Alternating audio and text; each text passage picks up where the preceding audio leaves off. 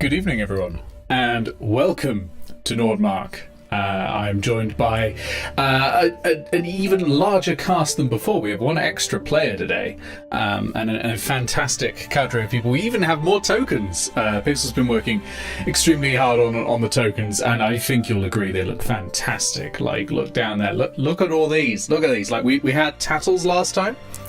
Which is the one in the middle with the horns. I said with there's two tieflings. There's three people with horns here, but the one in the center with like the lines under the eyes and the horn there. That's Tattle. We had her before. We've now got Imp right here. Actually, did we have Imp? We may have had Imp last time for the second one. We have Aegis, who we had for the second one. But on the far left, all the way over there, we have Talia's character. Awunin, I hope I've pronounced that right. I've never said it out loud, I only ever read it. Awunin the Turtle, and I'm very, very excited. So let's unmute and say hello to everyone. Hello to everyone. She was trying to brew her health. Happy birthday! Oh no! It is not my birthday. You can have disinspiration. I won't take it. Okay, fair enough. I mean, there was always a choice. So I'm going to start everything off by having you all introduce your characters. So I will start with the person closest to me, the token closest to me right here, which is going to be Anthus playing Imp. Introduce yourself and introduce Imp, please, for us. I am Envis Prank is the handle I usually go by. Welsh are mad about it. Impenitent is the greatest spellcasting warlock you have ever known, and also prone to fire and murder and stealing things. But yes, absolutely. Okay. So next over to Aegis, played by Ben. I am Ben Newbon, and I play Aegis Element. He is a blacksmith and a fighter, and he is an old man who is looking to protect all these young'uns on the quest. And if anybody dies this time, he's going to be very upset. I'm being told there's something weird going on with my microphone, and I have a vague feeling I've done something very stupid.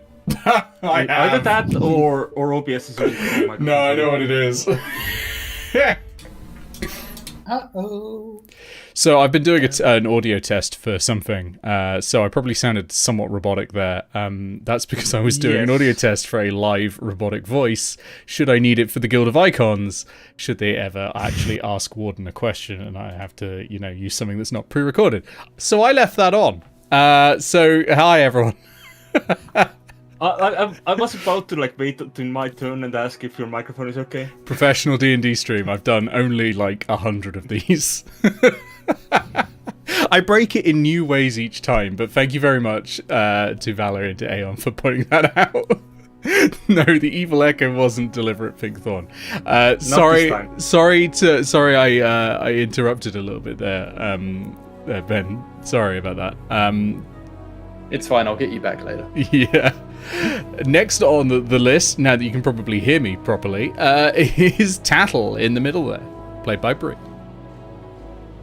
Yep, I'm bisected Brioche. Sometimes I go by Erin Brioche, and I'm playing Tattle, a tiefling druid who has a bit of a side business in smuggling. Also very upset with Imp right now. Understandably. Who isn't? Next on we have Summer, who is playing Stonk. Summer, tell me about yourself and also about Stonk. Hey everyone, I'm Summer.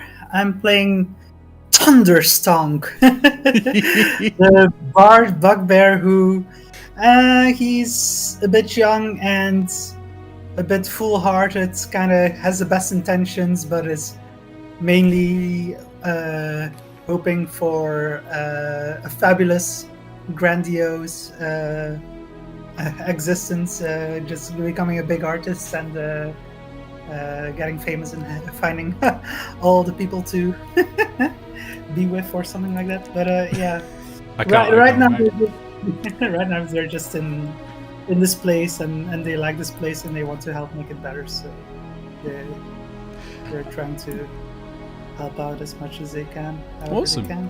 Thank you. Over to our next token, which is it's just Andres' face. I'm just playing Sal. I'm not going to try and pronounce the full name. I'm going to let you do that because I get it wrong every time. I mean, that just makes it more interesting. Salavanarif. That's pretty close. Yeah. Yes. I'm so proud. So yes, I'm Andres Interval. I play Salavanarif, who is a drow wizard and a private investigator in Airedale, as well as the library keeper. Yeah. And I am here to make sure everyone gets back home relatively intact. And lastly, and certainly not leastly, although I should point out mechanically leastly as they are one level lower, we have a Woonin! Which I still don't know if I'm pronouncing right, because I've never heard it out loud. Played by Super Talia DX. Talia, introduce yourself. Hi. and our new turtle. Hi, I'm Talia, or Tails in chat here, or Super Talia DX everywhere else. I'm playing the humble fisher taught a 1-in. I was so wrong. First of their clutch. Oh, I like Hence that first a of their 1-in. club. Oh my god. Oh, I love it. Yep. I missed that one. Yeah, I didn't notice that at all. I'm a total ranger with a fishing rod that doubles as a longbow. Mm-hmm. Just change the strings. Okay. Well, that's everyone, and now I'm going to set the scene because, once again, you all meet in a traditional place for D&D parties to find themselves. Prison. And I gave you all a prompt. I said, look, you're all meeting in jail again. Some of you have done something wrong once more. Who is it? Who is in jail? And what have they done? I'll let you decide who's talking on this, but yeah, walk me through it. Walk me through your crime. Violence. Because people were wrong, except I don't remember how they were wrong because I was incredibly drunk. But I am now waking You were up wrong. and people are now in the jail with me, so who's with me? It were me. Were you two fighting each other? Yes. Yeah. And also Stunk got in between because Stunk was doing performance at the meat hall and they started fighting during Stunk's encore and he was like, I'm too drunk to stand for this, I'm going to get in there. Well, you don't even need to get in there. You've got 10 foot reach. You could just stand for the edge Yeah. and just whack heads Stunk together. started Yeah. on slapping. And apparently he upset some sensibilities. Is anyone else in prison, or are the rest of you just visiting on that sort of Monopoly Square? Sal was actually there, yeah. We'll go with Sal first on this one, and then we'll go to Tattle. Sal is arriving to pick them up. So Yeah, give him a lift. Okay, and Tattle? Tassel was actually the one who called in the sheriff because she was in charge of the meat hall that night and was busy trying to brew a potion. Wow, okay, yeah. Well, fair enough. I mean, what a snitch, eh? But there we go. So yeah. As the usual, Aegis is turning up in the morning to get the kids out of jail. Yeah, you That's just those seems to be the frequent heavy-headed. occurrence. So yeah, you arrive. You arrive with Tattle and Sal, and the rest obviously are in the jail. And there's this once again this quite sort of portly, big sort of bristly. You're not 100% sure if it's fat. It could just be like fluff because there's a lot of fluff to him. But this massive tabaxi cowboy looking sort of tabaxi sat in guard uniform in his rocking chair, and he sees you coming and going, Now, will you ever stop these rascals, these ne'er-do-wells from getting in the sort of predicaments that mean I have to do my job? Do you understand how much I hate doing my job? Morning, Cletus. Morning. I really do hate a morning. I should be asleep. What in the name of the ever-flowing love of the water god is going on? I mean, they just get in fights with each other. They're meant to be friends, aren't they? It's nonsense. Go easy on them. Go easy on them, Cletus. They're just kids. Go whip easy. them into shape. It's the second time in 2 weeks. There should be no going easy on them. I tell you what. You do a favor for me, and I'll turn the other way. But really, you shouldn't be. Second offense, you shouldn't be coming out this early. Only Infus have the second offense now. Yeah, but I'm a big fan of what they call in the other towns as collective responsibility. I've heard some say it is against the Geneva Convention, but I ain't never seen no place called Geneva.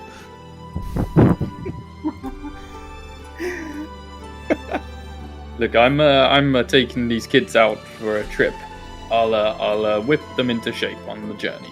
All right, you do that. You do that. See to it that they do not commit another crime, because I really do need my sleep. I'm a cat. We like a nap. He does the fingers to the eyes and then like points them to the kids. He's like, "You ones behave this time." All right, and he chucks the keys in. Oh, before we release them, I want to approach. Hello. Who would like to see a magic trick? Oh, no. I do not like the sound of this. A magic trick sounds messy. You may do it outside. Thank you very much. I've had enough work for today. Aetos, would you like to see a magic trick? No! Get out! No. He's in far too bad a mood, I think. But yeah, he chucks the keys into the cell and says, "Go on, lay yourself out. I'm gonna have a nap." And starts just grumbling to himself under his hat, just like making me work on a Friday afternoon. And he never saw those keys again. So you're all out, but before we get going on your adventure, which is to rescue and or abduct a smith from a nearby town who is set to be hanged, let's sort out downtime. So this is the first time we've had downtime. It's a pretty big part of the Nordmark sort of game, but you accrue downtime by other people doing quests, and this is the first time that a quest, has been finished. So everyone who went on the last quest has 5 days of downtime, and everyone who didn't go on the last quest has 9 days of downtime. So that means a one-in has 9 days and everyone else has 5. We're going to start from, again, token closest to me, so this is going to be Imp. What did you get up to with your downtime? And we'll resolve it as well with all the rolls. Excellent. Okay, well, upon realizing that this going out and adventuring is incredibly lucrative compared to what I used to do, I've suddenly had huge plans, which means I need to know how much setting this up is going to cost me. So my question is, that obviously I'm going to go around town and speak to various professionals who know things I don't know. How much would it cost me to do up a building in the abandoned parts of town to suit my purposes? So those buildings are going to be like a full construction job. Those things are wrecked. Yeah. I mean, if you don't care about the building falling on you at some point, you can probably do it quite quick, but they're like rotting, and they're not gonna stand up well.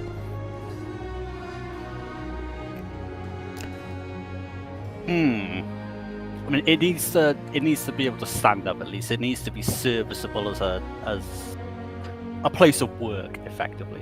Okay, so you want to do some construction downtime and get started on that. All right. Well, potentially. I would want to know how much it's going to cost me to start before anything else. What are you looking to build, I guess? Like an inn, tavern type thing. Inn or tavern? Okay. Let me just quickly look up. It needs storage space and accommodation. Let me look up the rules for an inn. Okay, so probably equivalent of that.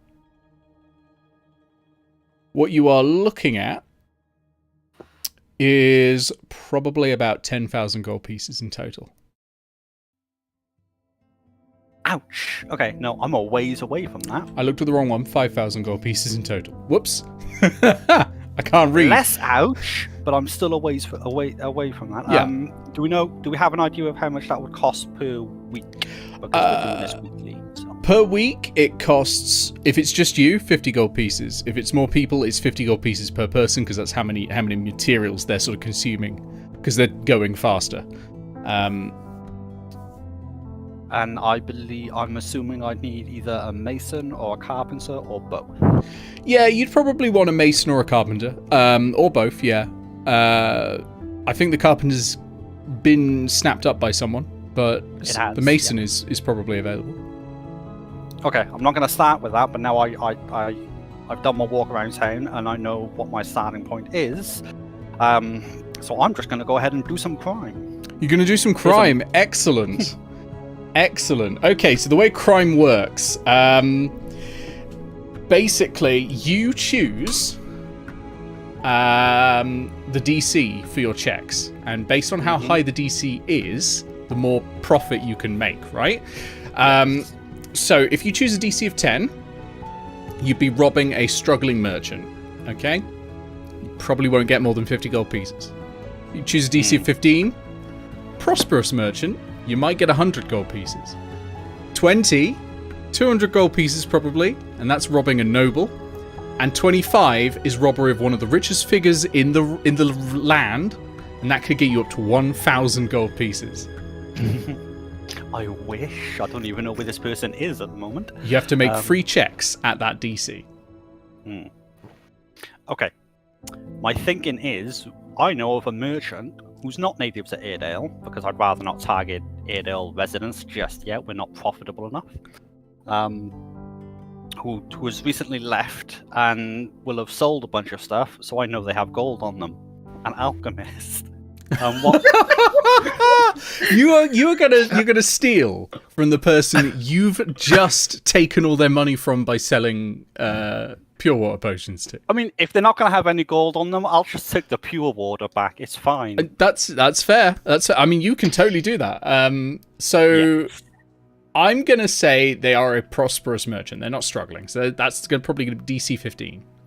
If that's okay with you, if you're okay with aiming at DC 15, so that means you can get up to 100 gold pieces. I'm confident I will meet one of those checks. I need 3 checks from you. Okay, so the first one. Wait a second. Okay, first one has to be dexterity with stealth proficiency. Yep. So make that now, and we'll see what happens. Oh, hang on a minute, that was cocked. Ooh, natural 19 for a 26. Excellent. So that's 1 pass. Next is dexterity using thieves' tools. Thieves' tools. Also really good. That's a natural 17 for It's another pass. This This is looking profitable. This is very good. All right, and the third one is your choice between intelligence with investigation, wisdom with perception, or charisma with deception. Intelligence, I believe, with investigation. That's going to be my best bet. Okay. Okay, that's less good. That's a natural 7 for. Where's my intelligent investigation? 9.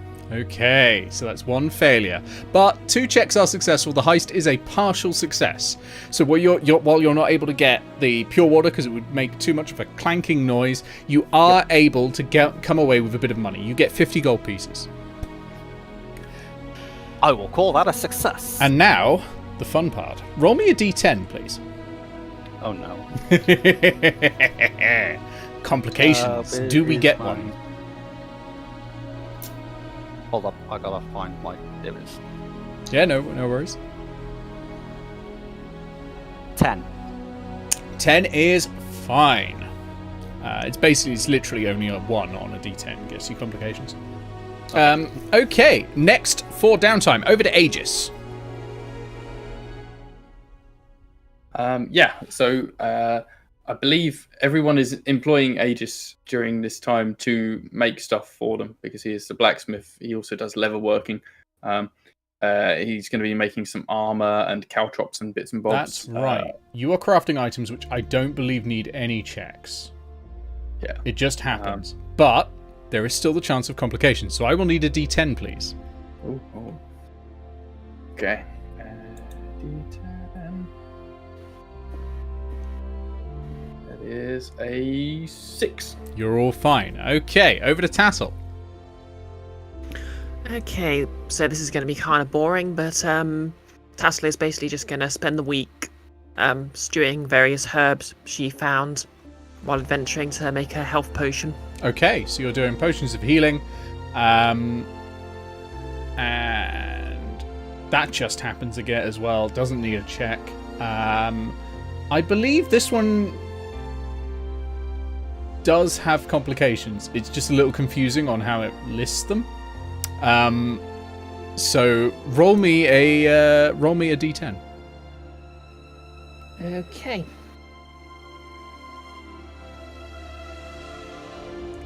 I really should be rolling this, but I like making you lot roll to see if you if you have a bad time. It is more entertaining for us as well. Yeah. We like. I just our need to remember. Yep, I just need to remember which is my D10. And not it. That's a 2. You're fine. Close, but you're fine. Summer, I believe you were schmoozing. It's not Summer, Stonk.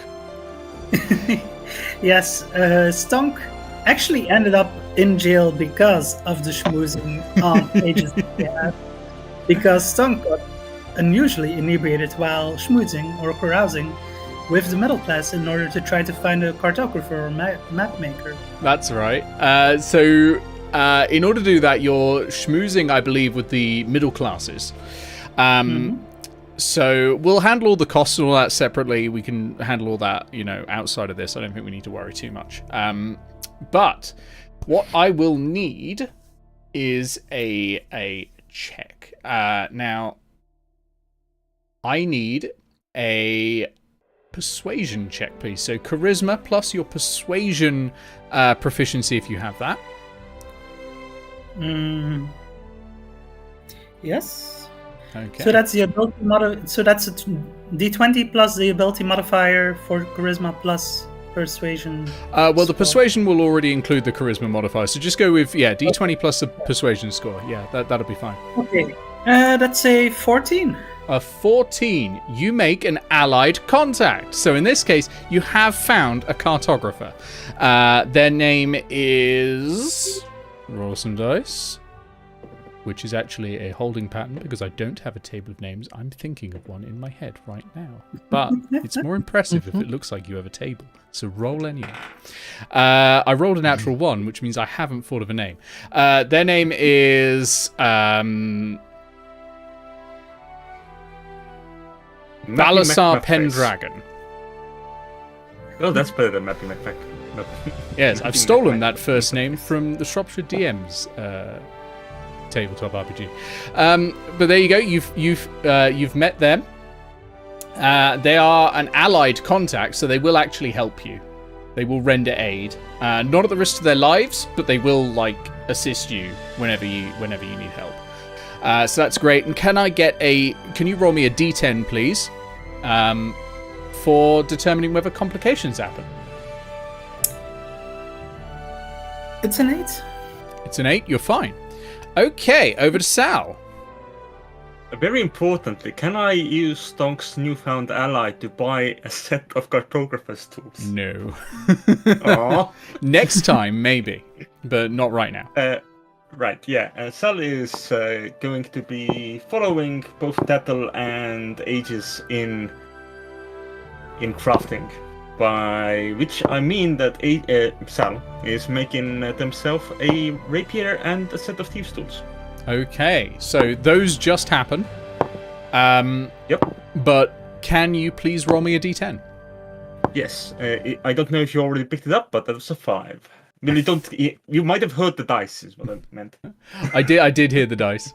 Yes. So yeah, no complications, and you've all got those items. And again, we'll handle the costs at the end. It's fine. It's quite easy to handle those costs, and I can just do it in chat. And lastly, and not leastly, we have a 1-in. I almost said a woon-in again. A 1-in. A 1-in, what have you been getting up to? I hired a carpenter to build a canoe to begin my fishing empire. Yeah. And that again was crafting, and that just happens. So you've just guaranteed you have a canoe now. So you can write that down on your sheet. That's something you've got permanently. I will need you to roll me a d10 to see if there were any complications in the production of this canoe. 8. Everyone's fine. Complications don't come up very often because they can have quite long-lasting effects. So that's why they're only a 1 in 10 chance. But it is a 1 in 10 for every week you spend. So, you know, people bank it up. They're more likely to get one. But there we go. That's all of your activities. You know, update your sheets as you need to, but you don't need to do it immediately. And now we'll start with the adventure proper. So you're all in Airedale. Oh, Question. Yes. Before we move off it, because I forgot to mention a thing that had been mentioned in the chat, but we didn't bring up here because I forgot. Is I was going to ask for studded leather from Aegis. That's right. That's what the crafting was. So you've now got your studded leather. Stonk's got their. I can update my sheet for that. Yeah, Doesn't you matter can. caltrops?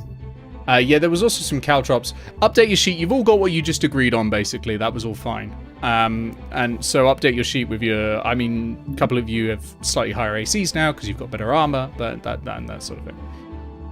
But most importantly, you need to go from here to here. And you've got 4 days to do it, because that is when the blacksmith is going to be hanged, who you have decided might be an asset to your town and might presumably not want to be hanged. Luckily for us, every single route we discussed is 3 days. Yeah. So I think we start off by going back to the pure water.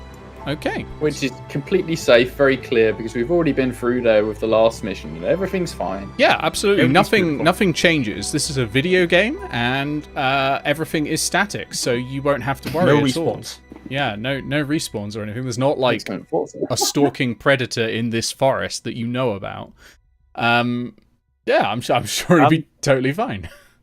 If it helps at all, we were also thinking of swinging by the Dryad, just for a very quick sort of check-in, see how things are going. How do you do? So long, farewell. The Dryad. It might be home now as well, yeah. Yeah, sure. I know the notepad is still in the north of the forest, but Yeah, I mean it's up to you which hex you go in. I mean, they might not be there, they might be there. It depends. I know which hex they're in at the moment. well, we'll go by the pure water and see if she's there. If not, then well, Okay. Well, Oh well. no big issue. so how? Oh, yeah. Can I cast speak with animals as a ritual? Just stopping briefly to do that and ask her, see if any of the local wildlife knows where she is. I mean, you're currently in Airedale, but a Okay. tabaxi sort of leans out and goes, "How am I supposed to know?" Go back to bed. Imp just flips him the bird because Imp is still hung over. Pulls out a truncheon and is like, "I will detain you again." it's but same. I choose not to press then charges. puts his hat over again. He's like, "Nah, that'd be work." Yeah. So the way travel works, I don't do it raw because raw is extremely weird and fiddly. We have a number of tokens depending on your pace.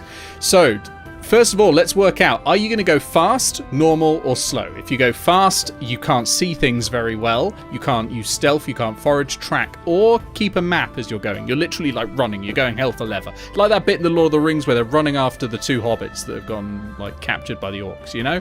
Like they're just going for being it. taken to Isengard. That's it. Yes, when they've taken the hobbits to Isengard. Isengard. Exactly. Twice. So it's like that bit, right? So yeah, you are just going hell for leather. You'll probably, if anything's doing an ambush on you, they're going to succeed to do an ambush on you, and you're not going to spot them. Mechanically, perception checks are at disadvantage. Passive perceptions at -5. Navigation checks to stop you getting lost are at disadvantage. I don't think that matters because I think we've got an Outlander in the party who can't get lost. But, in cases where that's not the case. And again, you can't stealth, forage, track, or draw a map. Normal pace, you get 9 tokens. Fast pace was 12 tokens. I don't know if I said that. Normal pace, you get 9. Perception checks are normal. Navigation is normal. You can forage. You can track. You can draw a map. You can't use stealth. That's the only thing. You can't sneak this fast. Right? No crouch running. And lastly, slow pace. It's exactly the same as normal, but you can use stealth, and you only get 6 tokens. And you spend tokens to move through the map. And I've given you a lot how much everything costs, but a quick reminder is things like plains there, they cost 3 tokens to enter. Forests cost 6, and hills cost 4. If there's a river crossing, it costs 1 extra. So, where's the first move? First day is going to be spent exactly how we started Pure Water. Crossing the river into those woods. Okay, I'll just use the same map. Goblins, it's great. fine. I believe we want to go to the southeast hex. That gives us the least amount of time in the forest. Okay, so maybe this one? And also takes us to where we know the pure water was. Okay, and what pace are you all thinking of going? I vote fast. Wait, let me just recheck that table real quick, because I would have loved this input earlier. Yeah, I mean, when not too far from home, we might as well go fast. It's D&D, worst you that don't can get... Yeah, well, I mean, I should remind you, one thing on this table I have of travel encounters is a dragon. Oh, now I remember why we did not want to... why I did not consider that particular tile. It costs us... Right, because I didn't consider going fast. Yeah, sure, we can go fast if we want to. Well, we have the boat, so the river doesn't cost the extra movement that it would. But you have a canoe. We can't all We fit in do the have a canoe. canoe. Actually, you can all The canoe fit can in a hold canoe. six Okay. people plus 1 crew. Oh, Yeah. nice. Let's just get in the canoe all the way down the river to the hills then. Get all your friends in a big canoe and sail on down to Phones for You. Oh my god. So, I'm just looking at the canoe speed. So the canoe is slower than you. Like, your walking speed is higher than a canoe. But... What if we all get a paddle? Because it's 2 miles per hour and your walking speed is 3 miles per hour normally on travel pace. And how it sort of does it raw. So you'd be going... If you're going ultra fast, you'll actually have 9 tokens in the canoe.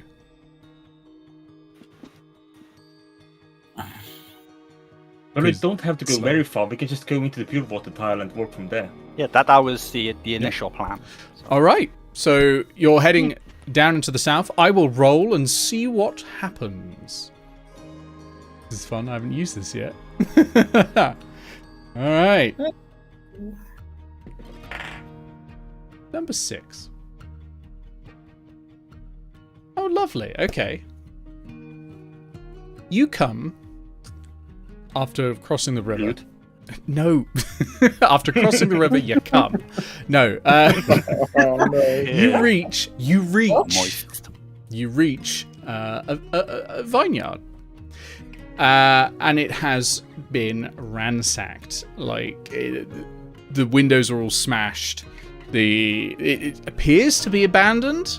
As far as you can tell, like, everything's broken up. It looks like someone's come here and looted all of the wine, all of the produce, all of the grapes and all that, and sort of just left nothing behind. There are some burn marks here and there. Nothing like major, not like there's still wood here that hasn't been burnt, so I don't think the fire caught properly, but this looks like... Well, I won't tell you what it looks like. Let's have a look and see what you want to investigate. Certainly, it's been around. Where were you last night? Inheritance, yes. What's this you're doing? One time. Nipped over the river for some one time cheeky too arson. Is there a building that's like intact? Yes, so the main building is predominantly intact. Its windows have been smashed, but you can see and doors broken in. But, the walls are still up and all that, and you can see the giant sort of barrels that would hold wine in there. I'll have a quick nosy, see if there's any barrels intact, anything inside them, or any trapdoors that have been missed. Okay. Sure. What's everyone else doing? I'll sort of get everyone's general actions, and then we'll sort of do the results all together. Okay, I'm probably just going to have a glance around to see if there's any sign anyone's still around here.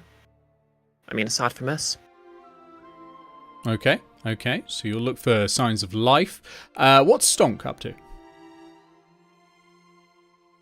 Stonk is seeing if there's any people or creatures left around who might need healing. Good idea. So you're going to sort of search around for anyone to triage, basically. I like that. How about a 1-in? I think I might be following Imp around at this point. Okay. So you're also going to go... Still trying to tell them that they're wrong about fish. That's fine. I respect it. Spouting obscenities behind them all the way. And Sal, what about Sal? Sal is just going to investigate the structures in general, see if there was anything interesting anywhere. Okay, and Aegis.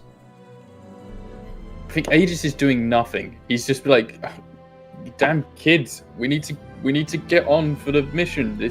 There's a blacksmith in danger. Okay, so you're a little bit nervous that, one, there's the mission, and two, something could come back, right? Like, you're a little on edge, a little protective, a little bit, we need to get going, right? Okay, go quickly and check if there's any people in danger, then we need to get going. Okay, People. Okay, the roles I'm going to want from each of you, I'm going to tell you all at the same time, but I'll ask you for your results one at a time, so don't just shout it out. So what I'm going to need from Imp is I'm going to need... I think you're doing a look around, so we'll go for perception. Aegis, because I think you're standing around, you're going to be looking out for danger still. I also want perception from you. Then Tattle, you were... Remind me. My brain's died immediately. Looking around for signs of life. Exactly. You were looking for signs. It's perception again. I want medicine from Stonk. I want from Sal. I want history, please. Investigation. Interesting.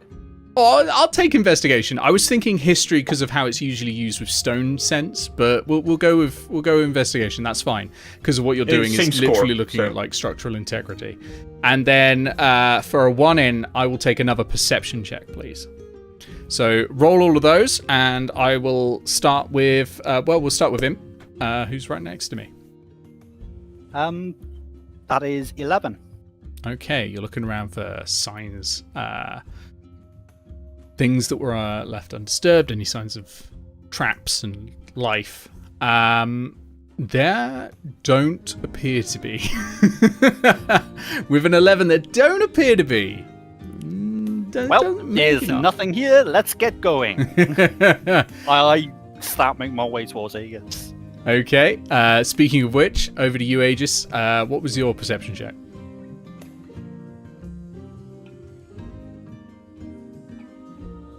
If you're talking, you're muted. 7. Wow. Okay, so you're looking out there, but you're slightly old age. The glaucoma's getting you. You're like, I'm just wanting to get going. Should have taken my glasses.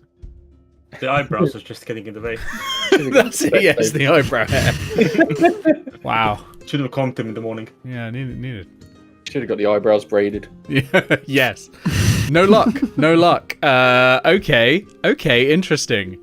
Okay, cool. We're gonna then go to Tattle. Yep. What was your perception? That's 14. 14 is again not enough. This is amazing. At least we're getting all the low rolls out of the way here now. That's the important thing.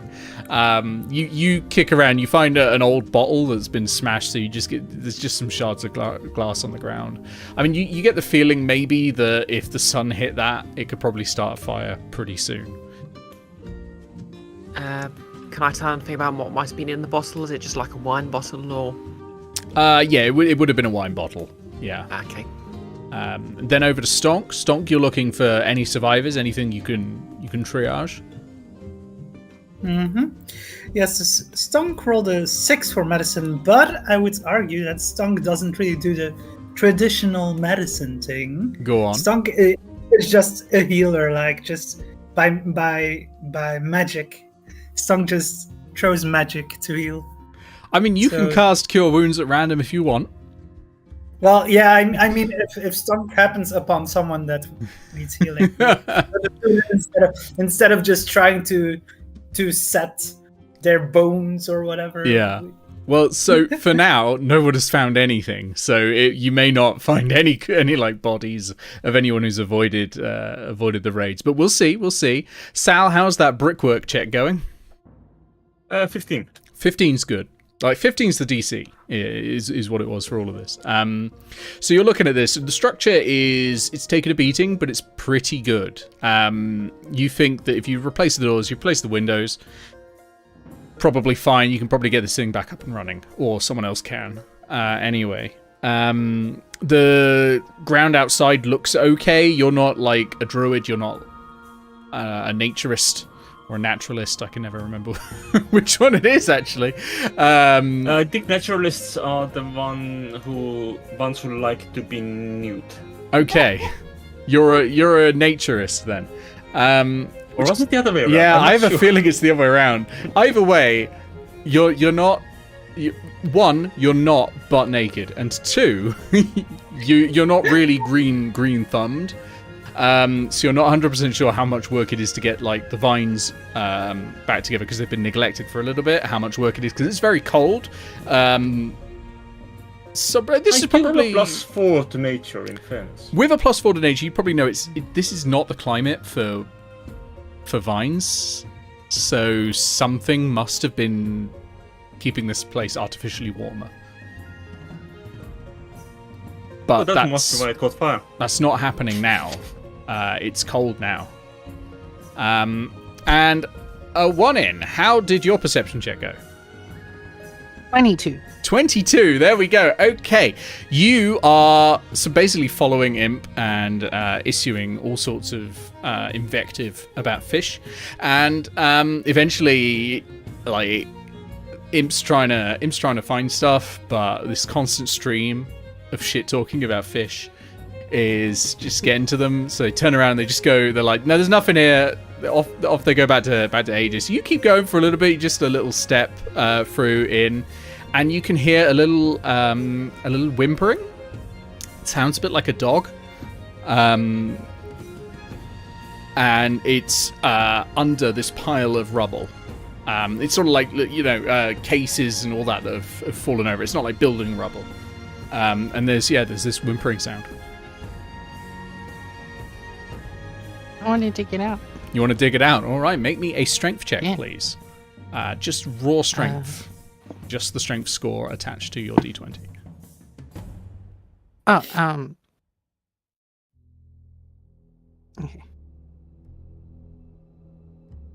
Oh, so give yourself advantage because you've got claws, don't you?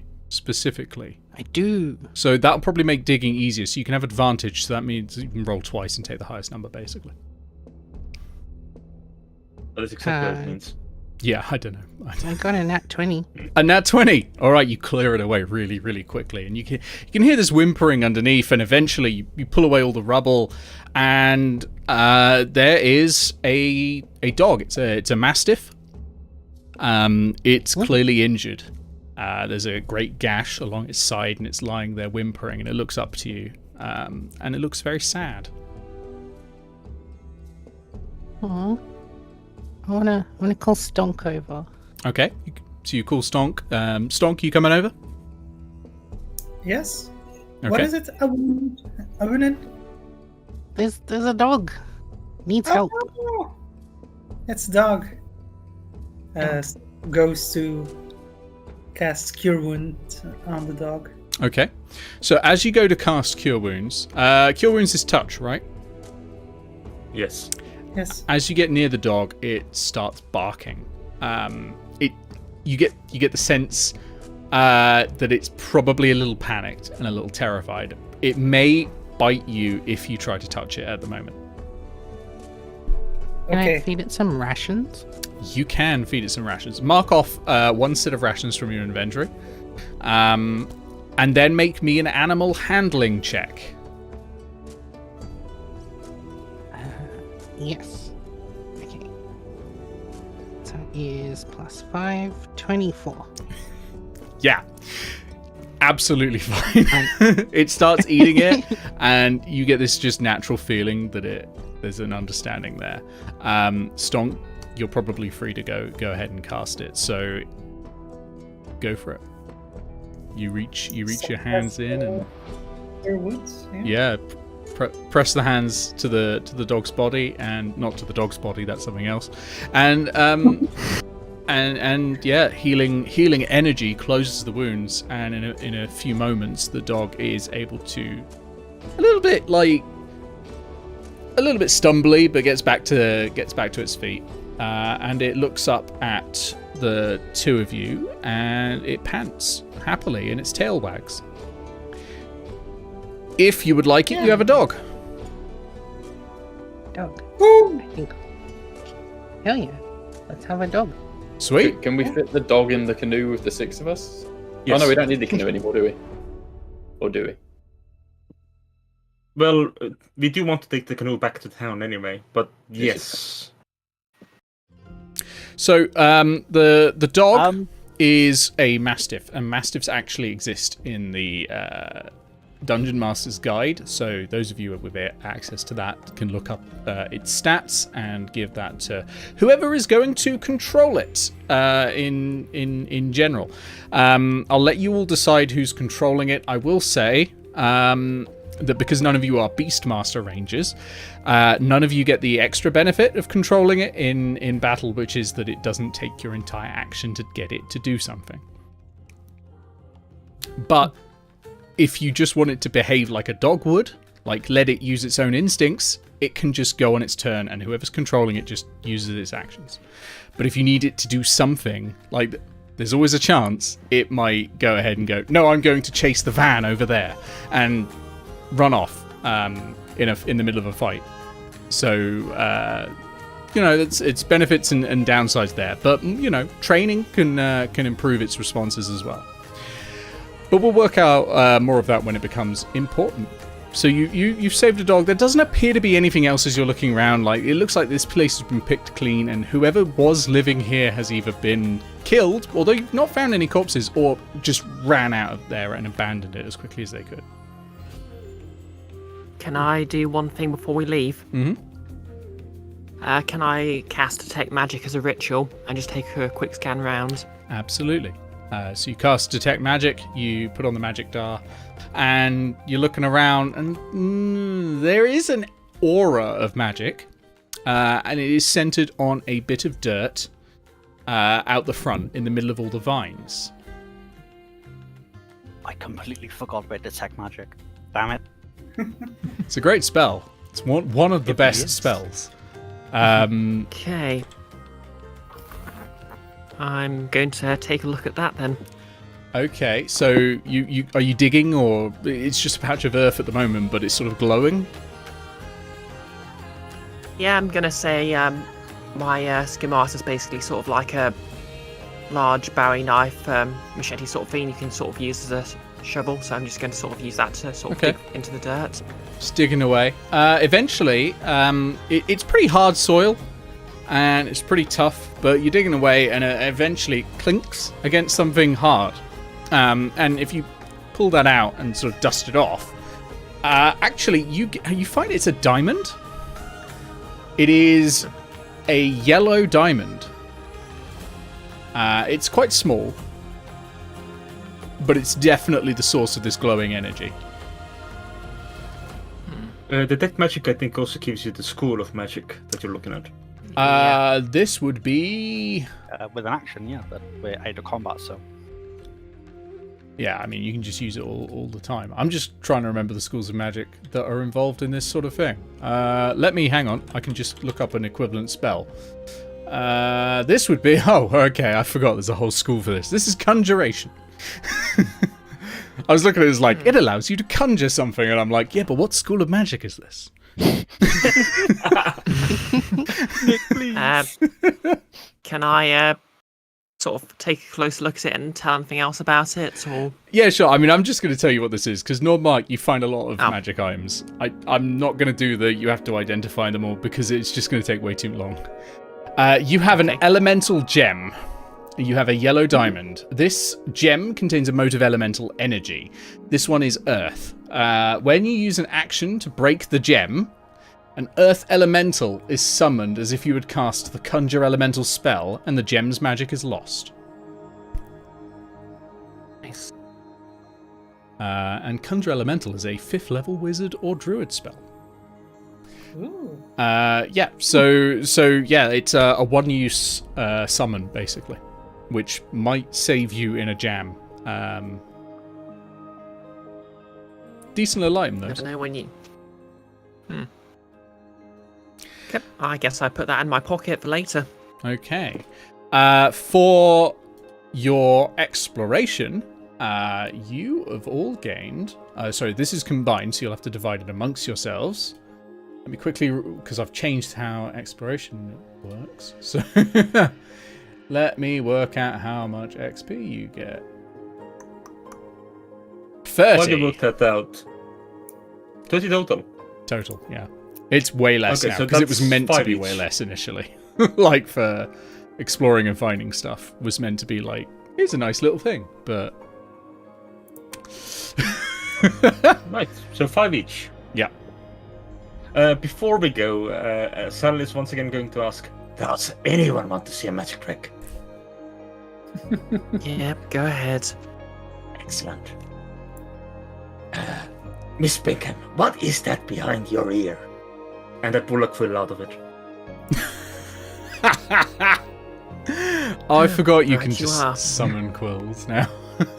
Yes. Oh, yeah. And I use it to tickle Fireball's nose. Okay, so that's your event for the first hex. There are several more to go. Where are we going next? And subtract. Ooh, this would be 3 tokens because you went on a boat over the water, so you don't have to worry about.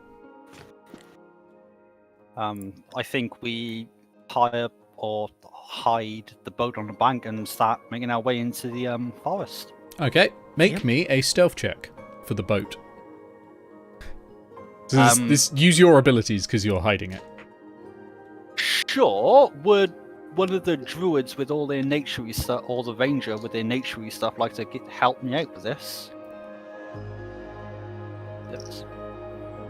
Utter No? silence. Yeah, I've got proficiency in stealth if I can use that to help. Yep, you can do that. A 1, and you can use your nature I do too. ability. That's- Yeah, okay. That's a really good thing because my first roll was a 2. All right, so with advantage because you have help. That's not much better. That's a total of 12. Okay, that's plenty. I was literally like looking for like 5 or less. It's getting stolen, and you're getting the blame. Oh, But- that's okay. I was gonna pass it easy then because +7. Yeah. Oh, okay. You were always going to pass. I shouldn't have asked. Okay. Yeah. So you cover up the boat. Although there are those goblins, aren't there? There's that Mad King Rocco. I knew there was a 4th goblin. There's at least more. There's at least 20 more. And yeah, and off you go into the woods. So move your token to where you all are now, because you're no longer in Airedale for sure. You at least are in there. We'd have gone down to here Yep. So you pop down and there. then in towards where the pure water was. I can't grab it. I should have given you a river encounter. Really, I'll give you one of those next time. Okay. Can I do the Oh. What was that, sorry? at this point, would I be okay doing the whole cast speak with animals as a ritual and ask if anyone knows where the dryad is. Yeah, absolutely. So you cast and you look around, and there's plenty of like life in the forest. You don't need to do a perception check. You're in a forest. It's now clear of all that corruption. There's plenty. And the first thing you see is this bushy tail of a squirrel. Not the squirrel again. Sneaking through a hole. A hole, you say? Hey there. All right, love. How can I? Oh, it's you again. Yeah, long time no see. You back with your Been woke what? bollocks. Yes, I haven't been. Yes, I am wide awake right now. You know what I heard from my mate, right? My mate has been telling me that they've invented a spell that'll make any tree be able to just get up and walk about. It's a conspiracy, I tell you. They're gonna do it. And you know birds aren't real. Yeah. You ever seen They a invented bird? that spell 2 centuries ago. You ever seen a baby bird?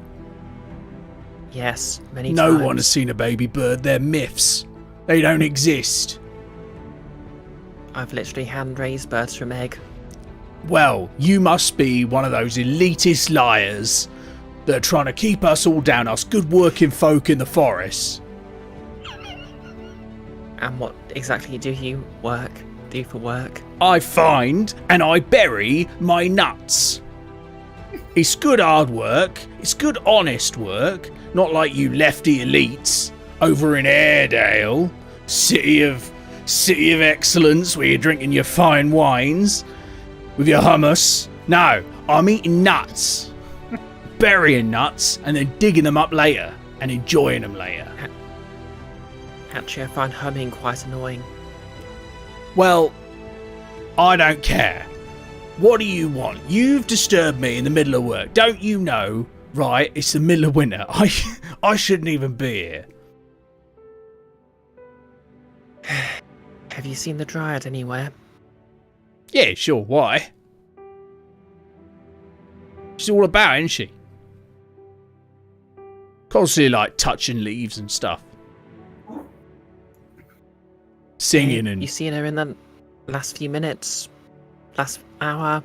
Oh, yeah. My mate Bob, who I have beers with sometimes on a Saturday, even though Saturday doesn't exist in this world and squirrels can't drink beer, he told me that, I can't remember her name, Nilixale or something like that, innit? It's just about 6 miles northeast or so, edge of the forest at the moment, dealing with something with boars, I think. I don't know, he's a bore if I put it lightly, am I right, eh? Well, I wouldn't wish to cast aspersions on someone I haven't met. Well, I would. It's kind of my biggest joy, if I'm honest. Well, thank you for the information. And Alright. with that, Tassel uses thaumaturgy to make the twig the squirrel stood on snap. Can you do that with thaumaturgy? I think so. God damn it. No, actually. I think you can Sounds make... more like a prestidigitation thing, maybe, as a Don't you minor have- role, but You're a druid, aren't you? Do you have thaumaturgy? thaumaturgy is more like illusion-based. Thaumaturgy It's is... a clerics tiefling only. thing. Oh, yeah, Oh, I that's see. it, yeah. Wait, let me just double check. The little gun. Yeah, tieflings do get thaumaturgy, I forgot about that. You can make your Well, voice To be boom. fair, not all tieflings. Hashtag. Damn it.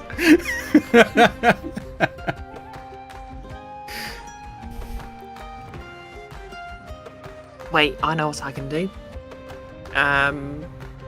If I assume the squirrel in question stood on a twig that sort of broke off a branch, I can cast mending to make it jump back up to where it was before. Or is that too much of a I'm going to stretch? say that's way too much of a stretch for a cantrip. That's basically like levitation. Would you can just say boo or some shit. But anyway, he's off. and you get the so 6 miles to the north, edge of the forest, probably up here. So we're paying the Dryad a visit, or That's a long way, though. Yeah, I feel like that's adding an extra hex that we don't need to go to. We can always drop by on the way back. yeah, that's true. Onwards. Onwards you go. How many tokens you got left? So you got to subtract 6 for being in the forest. We had 9 total. How much was the river? The tile is usually free, so I think we would have used 9 now.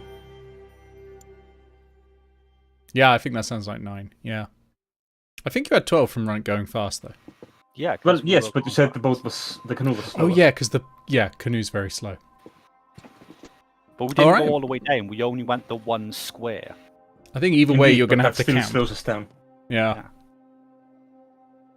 So yeah, you're camping for the night. Now, as a quick reminder to everyone, this is not a long rest. Long rest while traveling takes 7 days, 5 days, a week anyway. And so what you'll get the benefit of a short rest. So anything that recovers on a short rest you gain back, but you don't get back, for example, your spell slots and all that. So Stonk, I'm afraid you are still down 1 spell slot. But you get to have a sleep. So let me know who's taking watch, when they're taking watch, that sort of thing. What sort of order? I'll take first one then. Okay, you take first one. So that's I'll take the morning Take games. second. okay. Tattle's happy to take second. Sal, you can probably take the remaining 8 hours. Oh, sorry, the remaining 4 hours, can't you? Because of the way you're. Yeah, I did say I would take the morning again. Yeah. But I think Brie was talking at the same time. No, that's no Sorry. problem. So Good. that means the rest of you can just sleep full through the night if you would like. What do you lot get up to around the fire as you're sort of sat there, making food and sort of bedding down for the night? What's campfire conversation like? It's playing Imp's all wonderful. business and is word. Stonk's playing Wonderwall, I like. Yeah, just talk to the other magic casters about, it says, what can you do like in a fight? What can you prevent somebody from moving, hold them down in some way? Because I can help them stay there. Nice. So tactics talk. Yes. Wait, who was the question to?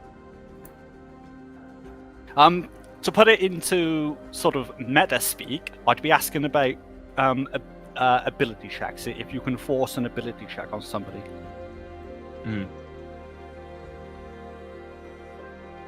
Dexterity. Well, if people are less agile, that always helps.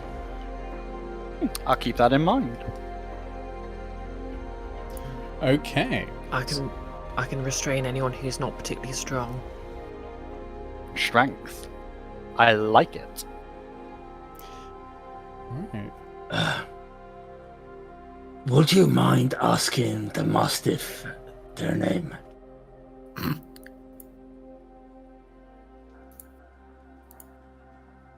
Okay, I cast Speak with Animals as a ritual again and ask the Mastiff if it has a name.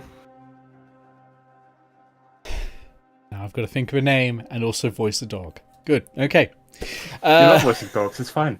I do. Yeah. I do. Okay. We're just going to force Nick to voice every animal from here on out, aren't we? Yeah. My name is Vintage. That's what they call me. Anyway, yeah, I'm just really happy to be here. I don't know if I said. Yeah, we're all happy you're here. Love you. That's what. And then looks at another one. Love you. Wags tail. And then looks at another one of you. Love you. Wags tail. Looks at another one. Love you. Meanwhile, Fireball is just cuddled up next to me. I was literally about to say, looks at Fireball and goes,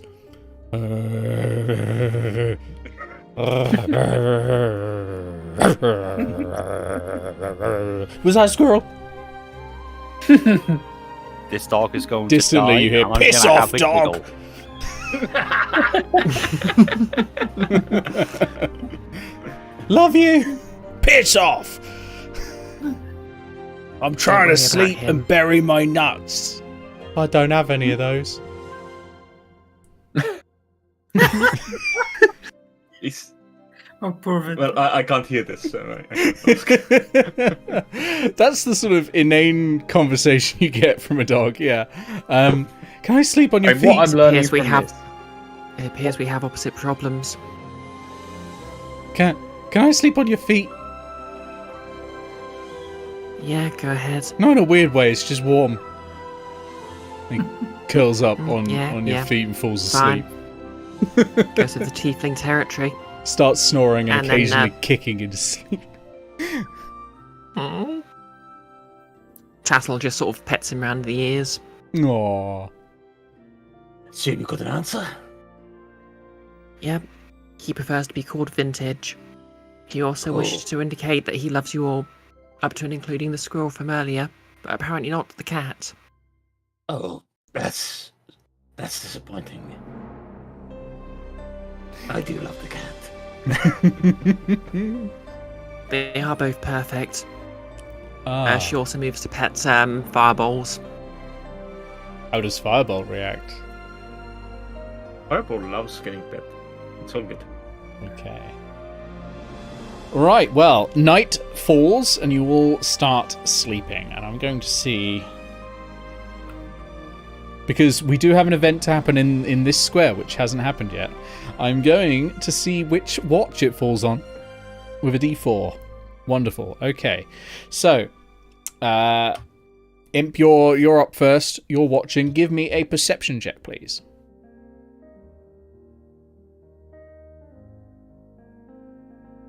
14. 14. Okay. Ooh.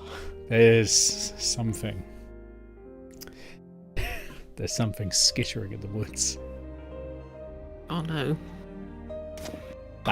That sound is very familiar to you. Spiders. I walk around and start giving everybody a kick. no, not more spiders. Okay, No. hang on a sec. I need to do a couple of checks because they rolled very well, so they've actually acted before you. Oh no. Okay, you're able to find and kick everyone awake except Tattle.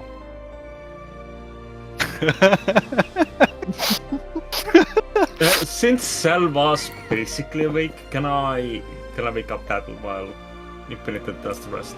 Oh no, I mean Tattle's not here. Oh, Oh, Wow, okay.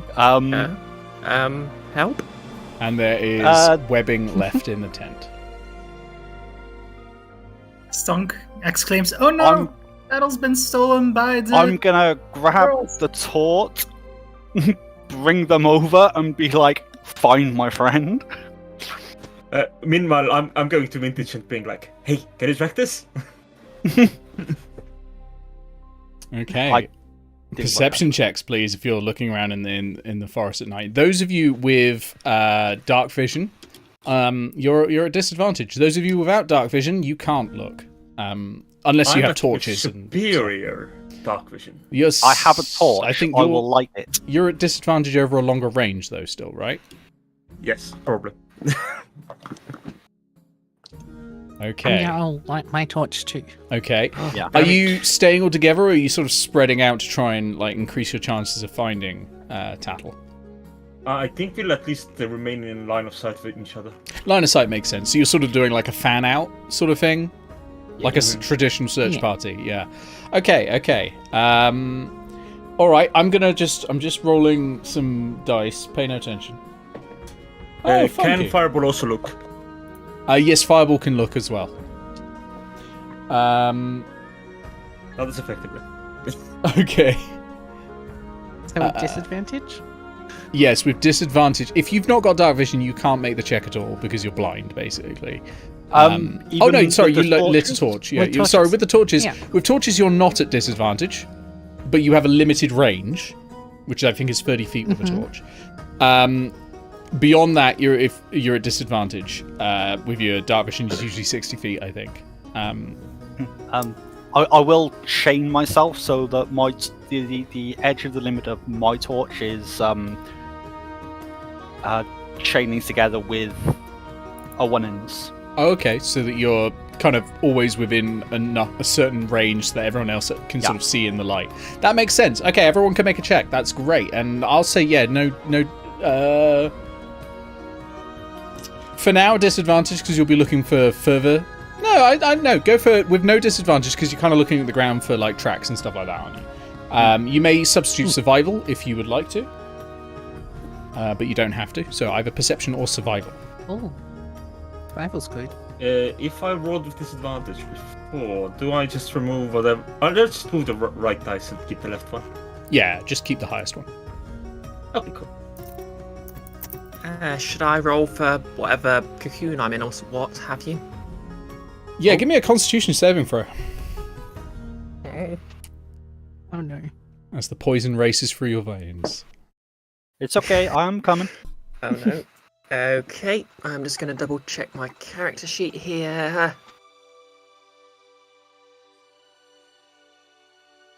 Okay, I'm not playing as grounded, so I don't have 10 Constitution. I have +2, but that's 15. Okay, you're good. You're not going to take any damage at the moment. And I'm just getting the stats up. Okay, awesome. One more thing. Can you make a ranged weapon attack for me?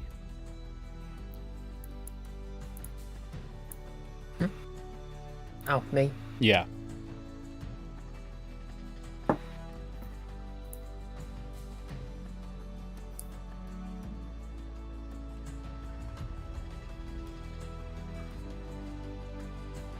That's a 15. Okay, thank you. Okay, so a 1 in what was your survival or perception check? So it's survival 15. Okay, so you can see a load of tracks on the ground, right? But there are a lot of tracks. This area's been used heavily by deer and all that, so it takes a little bit to read and try and find something that might be spiders or something else. You can see something that is unusual. It's heavier than you'd expect a spider to be. If this is a spider, it's a big one, right? Bigger even than a giant spider. It's properly like a heavyweight there. And it seems to have headed off towards where Imp is. That sort of direction, not literally to where Imp is, but the direction Imp is from you. So you're kind of as far away from it as you could be. Next we'll go for Sal. What was yours? 23. 23. And 14 for fireball. Okay, you find some smatterings of webbing. And they go up the tree, so you think it's going to be up above you somewhere. You can't see it where you currently are, but you think it's going to be up above. Stonk, how are you doing? It was a critical hit. Lovely. Plus okay. You can see the twitchy legs of a spider up in the trees, and it's above. It is above Imp. And just as you see it, it drops down and shoots a web at Imp. Imp, what's your AC? Let me pull that up because it changed. I believe it's 17. 17. Okay, so this webbing splashes against the ground next to you, right? And it's sticky and it smells exactly like the webbing that you've previously set a lot of fire to. And you immediately look up and there are these large sort of dribbling jaws of a giant spider right there. Right, keep your eyes up. Aegis, you've probably found it as well by this point.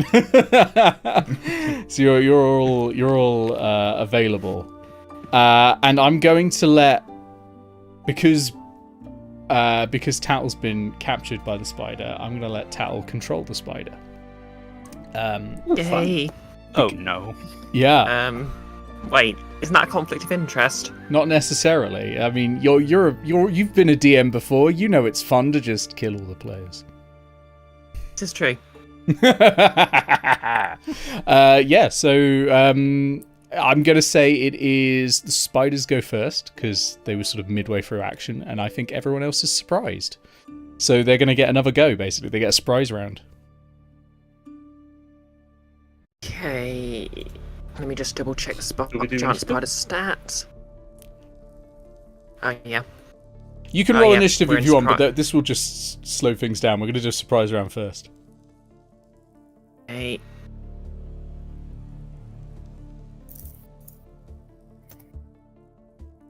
Oh, do I need to roll to recharge its web attack? No, I've already rolled that, and I did roll a 6. Okay.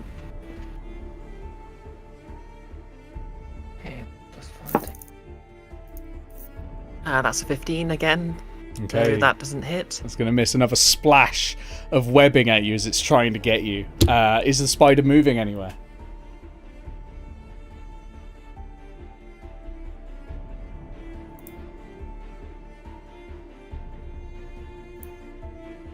I'm going to say it's going to withdraw back into the tree. Okay, pulls back up into the tree. All right.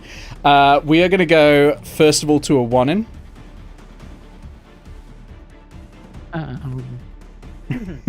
You see this spider retreat up into the tree. It's quite a distance from you. It's about 60 feet away from you. Sorry, it's about 30 feet away from you because you're chained to the torch distance. So it's 30 feet away from you, up in the trees. It's obscured by foliage, so it's going to be a hard shot if you are taking a shot, but you can do it. It's a big spider. It's all dribbly and webby. Well, yeah, I'm gonna shoot it with me bow. All right, give it the old longbow. Okay. So you're going to have to roll at disadvantage because it's obscured.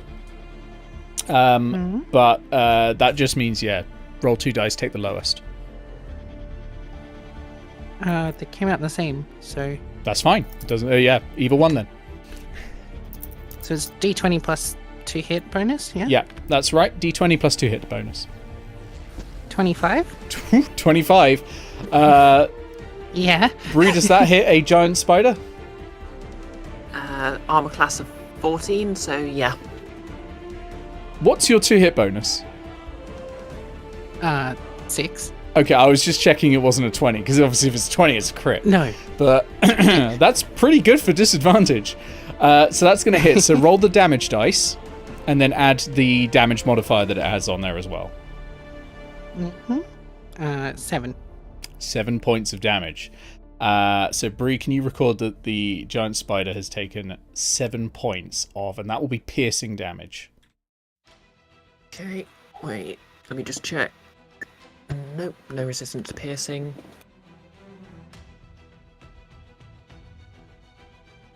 No, wait, that's the entry on the web. Never mind. No resistance. Why doesn't that happen? Okay, we're then going to go to... Sorry, I'm trying to go this by... I should have done this by perception, actually. We're going to go to Stonk next. Then we're going to go to Aegis, because Aegis didn't even get a go on the perception. Then we're going to go to Sal, because I think Sal... And... No, then we'll go to Imp, then we'll go to Sal, because Sal fluffed the perception, I think. It's 23. You had a 23. Oh, sorry. So Yes. we'll go Stonk, Sal, Sal, Aegis, Imp, and then back to Aruna. My perception check for when we were looking for Tattle was a natural 20 for a total of 20. If that changes things. No, we'll do it in this order. It's funny. Okay. So Stonk, it's your go. How are you feeling? I mean, Stonk is not feeling great at all, seeing spiders ambushing us again. I know, when I rolled it, I was like, what? There is more than just spiders on this list. It's not just the wheel of spiders. Sure. Wheel of spiders. That word to Stonk. The less Spider successful follows. spin-off of Wheel of Fortune. Yeah. So yeah, what are you going to do about this thing that has already taken one friend and might take another? I think Stonk is just going to try to pull out all the stops and just go full attack mode. Throw a spell at it, pretty much. I think Stonk is just going to throw a Dissonant Whispers at it. Dissonant Whispers, lovely. All right. So, what does Dissonant Whispers do? I've got to load that up again. You whisper a discordant melody that only one creature of your choice within range can hear, racking it with terrible pain. The target must make a wisdom saving throw. On a failed save, it takes 3d6 psychic damage and must immediately use its reaction if available to move as far as its speed allows away from you. Okay. Yeah, Bree, can you make a wisdom saving throw for a giant spider, please? Okay, that just uses its wisdom modifier, is that right? Yep, Yes. that's right. It doesn't have a proficiency in wisdom saving throws, is I think what the question was. Yeah.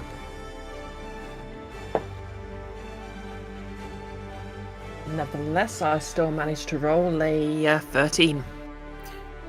If that's against Stonk's spell save DC, which is 15, that's a fail.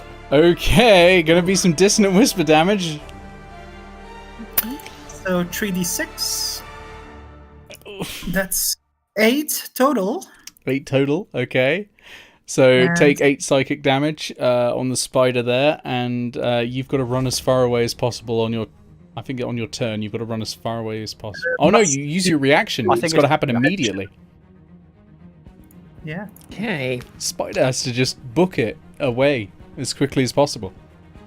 Now you're not within reach of anyone, so it's not going to trigger an opportunity attack, but you're just off.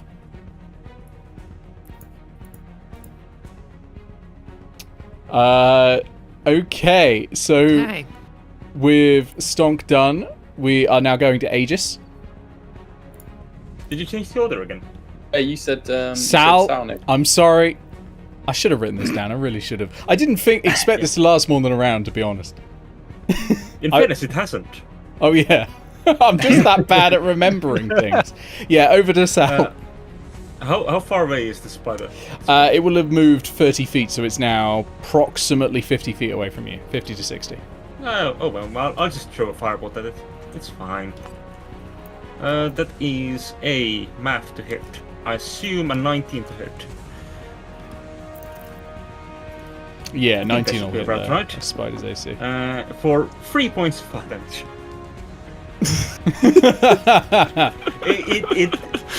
I'm so used to having cantrips that, well, Eldritch Blast with the Warlock Agonizing Blast invocation, and we should actually add a modifier to it, but nope. Whatever I get on the dice is it. So they'll get more powerful later, like when you hit 5th level, Yeah. you do double damage. Yeah. Okay. Skittery boy's up to 18 points of damage, by the way. Woo, that's bloodied already, I believe. Okay. Because I think giant spiders have, what, 23, is it? 26. 26. Okay, so it is bloodied, but it's not there yet. 10 more points. Speaking of which, we'll get Fireball is going Oh, yeah. to help Impenitent. Okay. Fireball's going over doing the help action.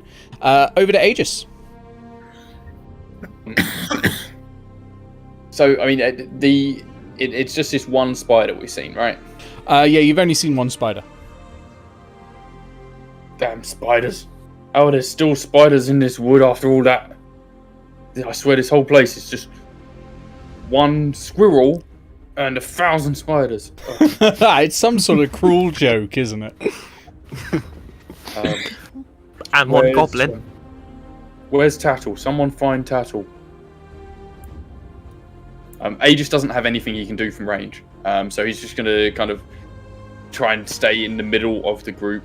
Okay. And Protect have, shield and hand axe at the ready.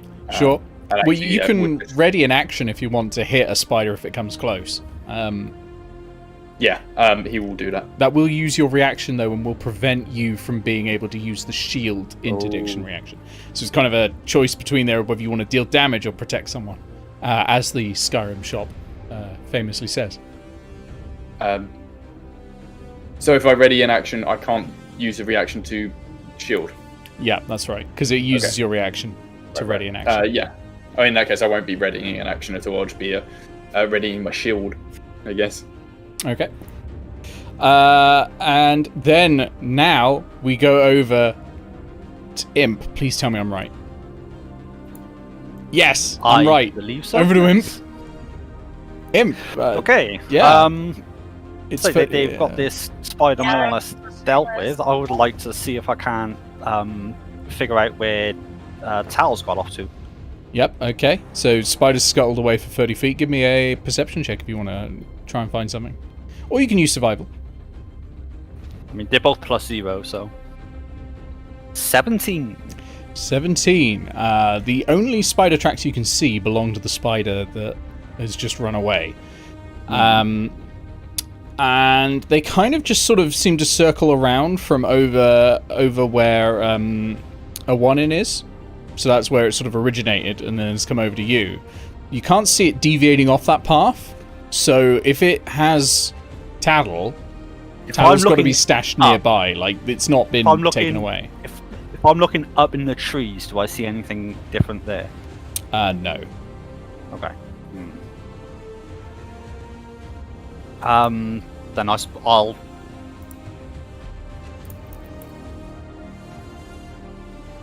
walk in the direction of Tattle, but following like the edge of the encampment. So that'll be like my movement, and this will be all I can do then.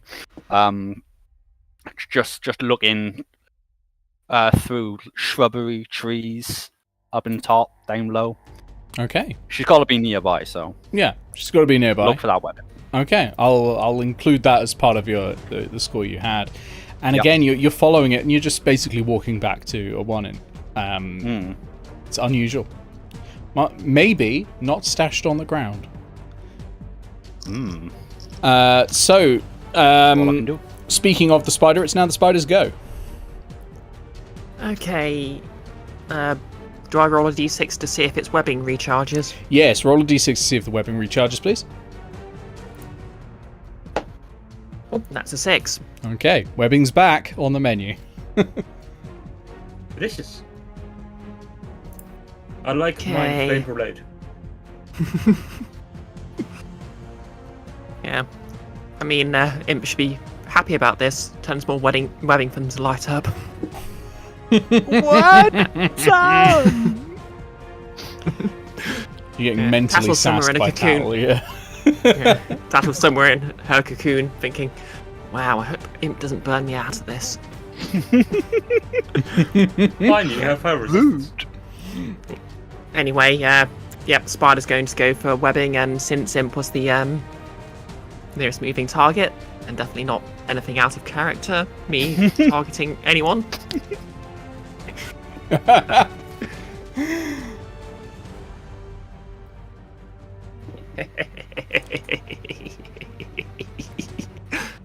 That's that DM laugh. I'm so sorry. Was that a natural 20? Yes. Wow. Yeah. I mean, well, at least it doesn't do any damage. Yeah, but what are the rules for web? Restrained immediately. And automatically restrained. Yeah. So you're restrained. Yeah. You're covered in webbing, and you're just like your arms are like just pinned.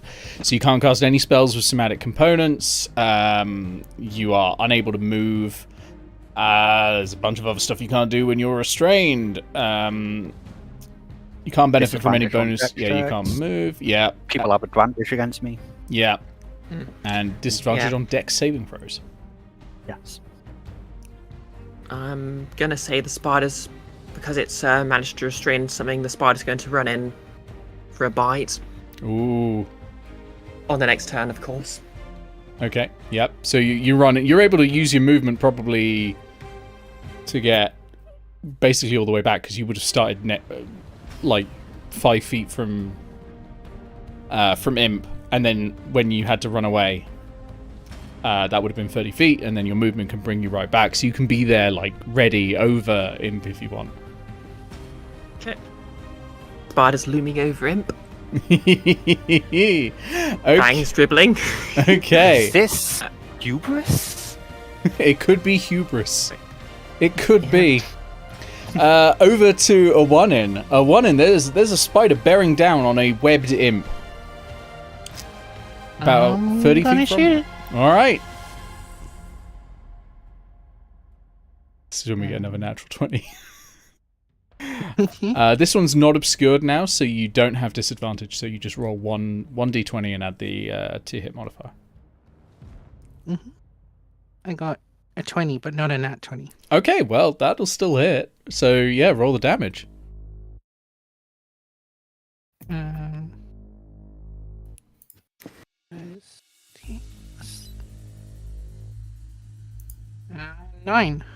9 points of damage. Okay, so the spider takes 9 points of damage. Is there any left on the spider? Nope. That exceeds its hit point. It was at 18 before, so that exceeds 26 hit points by a decent margin. By 1, actually. Oh. Okay, so Yay. Bree, can you narrate what happens to the spider? Okay. So as Stonk hits the spider, This was a as it 1-in.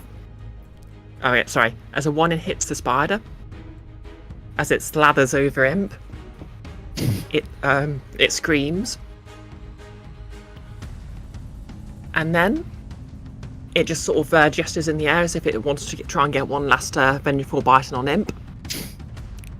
Then its fangs start retracting, its eyes start merging together, it stands upon its hind legs, and Imp looks Tassel looks Imp in the eye and says, "Now we're even."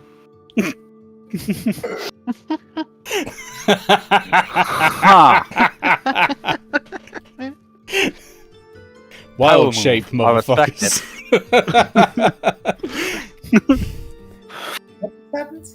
So, because Tattle is a druid, what druids have as an ability when they hit 2nd level is wild shape. They can turn into any beast they've seen that's up to a certain challenge level. Tattle wild shaped into a giant spider to play a prank on Imp, and it got out of hand very, very quickly. So that wasn't very nice. Say sorry to Imp, and Yeah. go back to bed. Say sorry to me. I am Apology surprised accepted. that made the Don't- shit you get away with it. Apology accepted. Try not to burn down any forests. I like I'm that going your to bed. apology to Imp was apology accepted. That's great. That was a real, like... That was fantastic. I loved it. like Silicon Valley apology there. Imp is now sulking. You two behave for the rest of this quest, or there's going to be trouble. Don't make me turn this canoe around. Hear you. Don't turn this forest around, kids.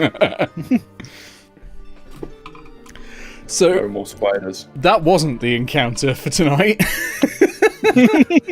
That was something still Bree fun. asked me if she could do before the session started. I'm not going to do an encounter for tonight because that took too long to then pile another one on in the forest. But it was going to happen actually in Tattle's watch. But yeah, we're going to have the rest of the night continues on as usual. You get the benefits of a short rest, so anything that recovers on a short rest, you get back, and you're able to continue on with your new day. But as it is 9:15, we are going to take a brief break because some of us need the toilet. Me. So I'm over to the break screen. You're all going to be audible as usual, so do mute yourself before doing like huge farts or anything like that. And I'll see you all. Should we say 10 minutes? Is 10 minutes enough? 26 past whatever hour it is where you are? Sure. Yeah, works for me. Sure. Okay.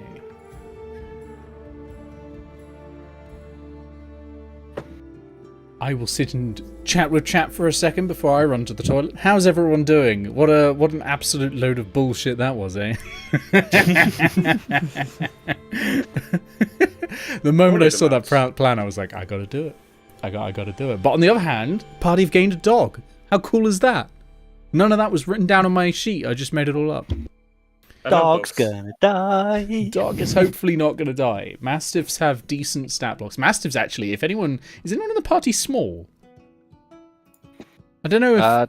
Not this party in particular, I don't think, no.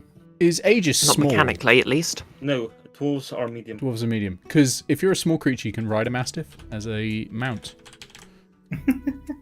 No, they're literally the mount that gnomes use, and halflings. I can't remember if halflings are medium. I think they might be medium.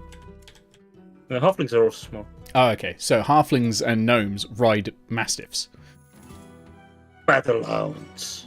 Yeah. And yeah, that's why they've got a stat block, is because you can just use them. So they've got keen hearing and smell, and a bite on them, and that's pretty much it. They're not particularly strong. They're challenge 1/8, so not helpful. But their speed is 40 feet, so they'll move you about pretty quick.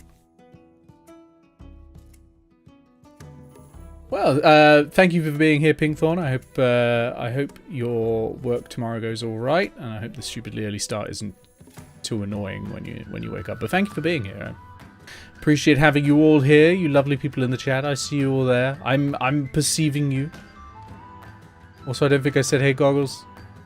How you doing? Arachnid roulette. I like that. Yeah, that's the thing. Everyone's like, not more spiders, and it's like, well, this isn't even my list. Like, I was asked if I could allow this session the first time people took a rest, and I was like, I'm getting the blame for throwing spiders everywhere. Please stop perceiving me, Nick. What was that, sir? Please stop perceiving me. I can't promise that. I can't promise that. Especially if you use fast movement speed, you're going to be perceived. Gotta get there fast. I do have one question. I'm just getting annoyed at how Did my perception beat Bree's stealth? Yeah, because I actually rolled the stealth for the spider initially, and then gradually handed it over to Bree, but I rolled a natural 20. And I was like, oh, okay. All right, then. I was assuming then, is once everything had come to light, I should have figured that out, like, immediately. That if I'd beat the stealth, it would have been, like, what was the goal of Bree there? Taddle's goal was to basically annoy you slightly. Specifically you, Imp. And scare you. Oh, okay. Me as a player, I think that was hilarious. Me as Imp, yeah, Imp's all kinds of like proper sulking for the rest of the trip now. At least until we get to the town and we can start doing shenanigans. I think basically to show you up for setting fire to the forest. Yeah. You know, I get you. Okay.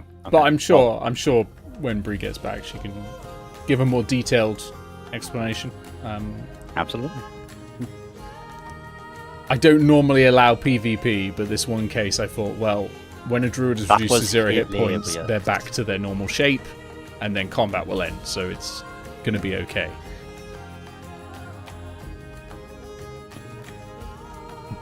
I suppose it did sort of balance itself out in the end.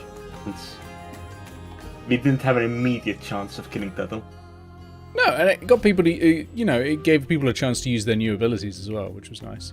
It was good to see Dissonant Whispers. God, what a spell. That's exceptional. Then another spell slot going for Stonk. Yep. Stonk was once again the MVP. Stonk has another reason to be annoyed at Tattle. Stonk is very traumatized already and does not need this shit. Annoy the healer, 10 out of 10 strat. But yeah, absolute Dissonant Whispers is a hell of a spell. Like it's fantastic, isn't it? Like Leggy used it a lot as Razad the Blasting. The other Guild of Icons, Bard, and it's just a great spell. It's just a fantastic spell, especially as you're spell save DC increases, it just becomes something that almost like I was finding like when I was doing fights against Leggy, I was like, well, they're going to use Dissonant Whispers and this person's going to die. It's just going to keep happening. Like, I just, and I was like, but ultimately that's not a problem. Like, if they've got a great ability, let that ability be great, So unlike one the hat. get out of range of everything. Or one thing. Oh yeah, it's great. Plus it does provoke opportunity attacks as well. Yes. It's fantastic. So it lets another person take a whack at them as well. Useful.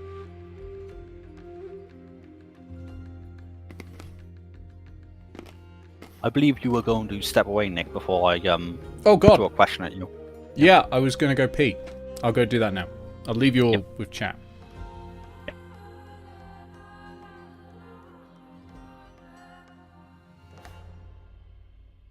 Chad. Aha! Hello, chat. Now you can actually hear me. How are you doing? Ooh, somebody opened something. No, that was Nick running. So, how much trouble No, that's am I good. in? You are dying. Im's going to assassinate you in your sleep tonight. Aetos Don't very is not No, healing you. From outside of what web? Yeah, no, this is for the rest of the trip to the destination we're going. I'm just gonna be sulking the entire time. I'm gonna be miserable, snarking at everyone. Stonk is just getting a touch of title. Not even gonna be looking out anywhere. Not sure if he wants to heal anymore or help. After They just saving, picture me like you two stay at opposite ends of the party.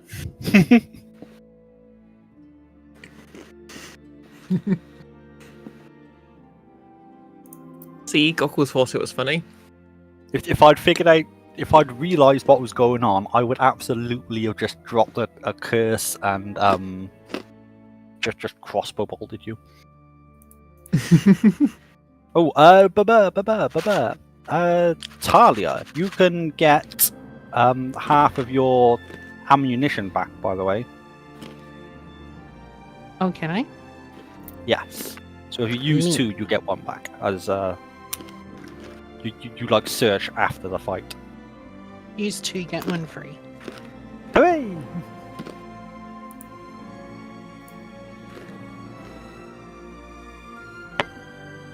someone munching on something? I remember double checking sorry, that's it me. before the first session and then forgetting to recollect my ammunition entirely.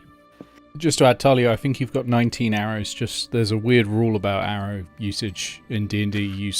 You lose half the amount you use. We literally just covered that. Well, bugger. I just came back and read the message. Yeah. Yeah. After the Sometime. fight, you can look for your ammunition and you recover about half. Yeah. Because some of them break and some of them get lost and what have you.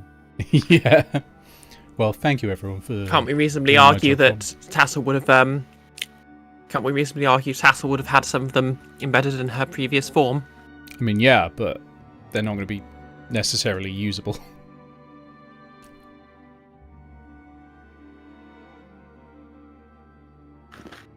Does the damage that Tattle took in spider form not persist after? So what happens with Wild Shape is any damage that happens to the animal form stays in Vegas. But any leftover, if you kill the animal form, any leftover damage applies to the druid. So in this case, Tattle did take 1 point of damage. But then you just finished a long rest. So if you want, Tattle, if you want that 1 hit point back, you can, spend a hit dice. Yeah. Wait, that's not a long rest? And my use of Wild It's Shape. short rest then. Short rest. Thought so. Because otherwise I'd have my fucking spell points back. But you do get your wild shape Wild- back, I think, don't you? On short rest? Yeah, Wild Shape recharges on short rest. Yeah, so the only one who lost anything here, really, is Stonk, who has all the more reason to be annoyed at all of you. Sorry, But- Stonk. By the way, Stonk, mark down that you've got inspiration, because I very much enjoyed that. Well, sheep. You just turn into a dragon or a sheep. Those are your only options. No. Honestly, turning into a dragon is a pretty overpowered. Should be like a 1 in 100 chance. Otherwise, it's sheep. I want it. It should be noted that when Tattle falls asleep, everyone else beats her with pillows. What, like full What's metal in jacket? Cell will stop that effort. Aegis, you're the dad of the party. You're meant to be like protecting everyone. You're just turning up in the night, like, all right. You sleep Jesus. through it. It's fine. Uwunin, sorry, Castle, Uwanin can have inspiration as well because you lost a whole arrow. I already have inspiration because I sent you photos of dogs. Oh yeah. Well, you don't get inspiration twice. Actually, it would have just erased itself because it erases itself when you. No, it's long rest. Never mind. Ignore me. Yeah, we're only doing short rest. Yeah, ignore me. You're only doing short rest. Why did the photos of dogs not get shared with the rest of us? Yeah. I mean, I can send them later. They're my grandparents' dogs. They were very cute. Excellent. Are we all ready to jump back in? Yep. I think so. No, I'm Yep. Talia. God damn it. Hi, Talia. I'm Andres. Such a shame that Uwanin died on the way back. Right. Oh no, we beat the wrong person with pillows. So you wake up to a brand new day. It's a new dawn. It's a new day. It's a new life. Where are you going next? Also, and what pace are you taking today? Because you can take a different pace each day. I think I vote fast. yeah, if you go fast, you can just get there today. Just planes from here out. Like I was completely okay with just going normal pace the entire way, but actually we can do more with fast. You are correct. That's why it's called that. We do have several days though. Yeah, I mean, having more fairness, time my- means you've got more options, you know, when you get there. Like, you're not racing against time to stop a hanging. If we do take our time, I will just set fire to something, and then that will be a massive distraction, and then nobody dies. That's a good point. That's a good point, Talia. run. Everyone who hasn't eaten anything right now, because you were moving at fast pace, you couldn't forage. So unless you mark down a point of rations, you'll take a point of exhaustion. It's your choice. You can do one or the other. I'm assuming the ranger and the druid didn't. You can't, unless you're going at normal pace. No, Goodberry. Oh, the good berry. Yep, yes. I could. Yeah, if anyone needs it, I can cast Goodberry and burn one of my free spell slots. I think you. Oh, that's all I mean, I'd rather you've you all did got not. rations. You could just eat them. I have rations, yeah. I'm just mentioning it as a thing that I know exists. I'm not saying we have to do it. They're not even that expensive. I They're think really it's a not. nice way for you to make up for last night's debacle. I mean, I've marked it off for the day before anyway. We've just got the day going forward to think about. But we're going Also- to make it today anyway, so we might as well just use the rations. Also, Stunk Yeah. turned to his hired, unskilled hireling who is following him behind to take note of everything Stunk says and does, and says, "Note to self: murder Tattle in their sleep." Okay, that gets written down along with note to self: feed the hireling.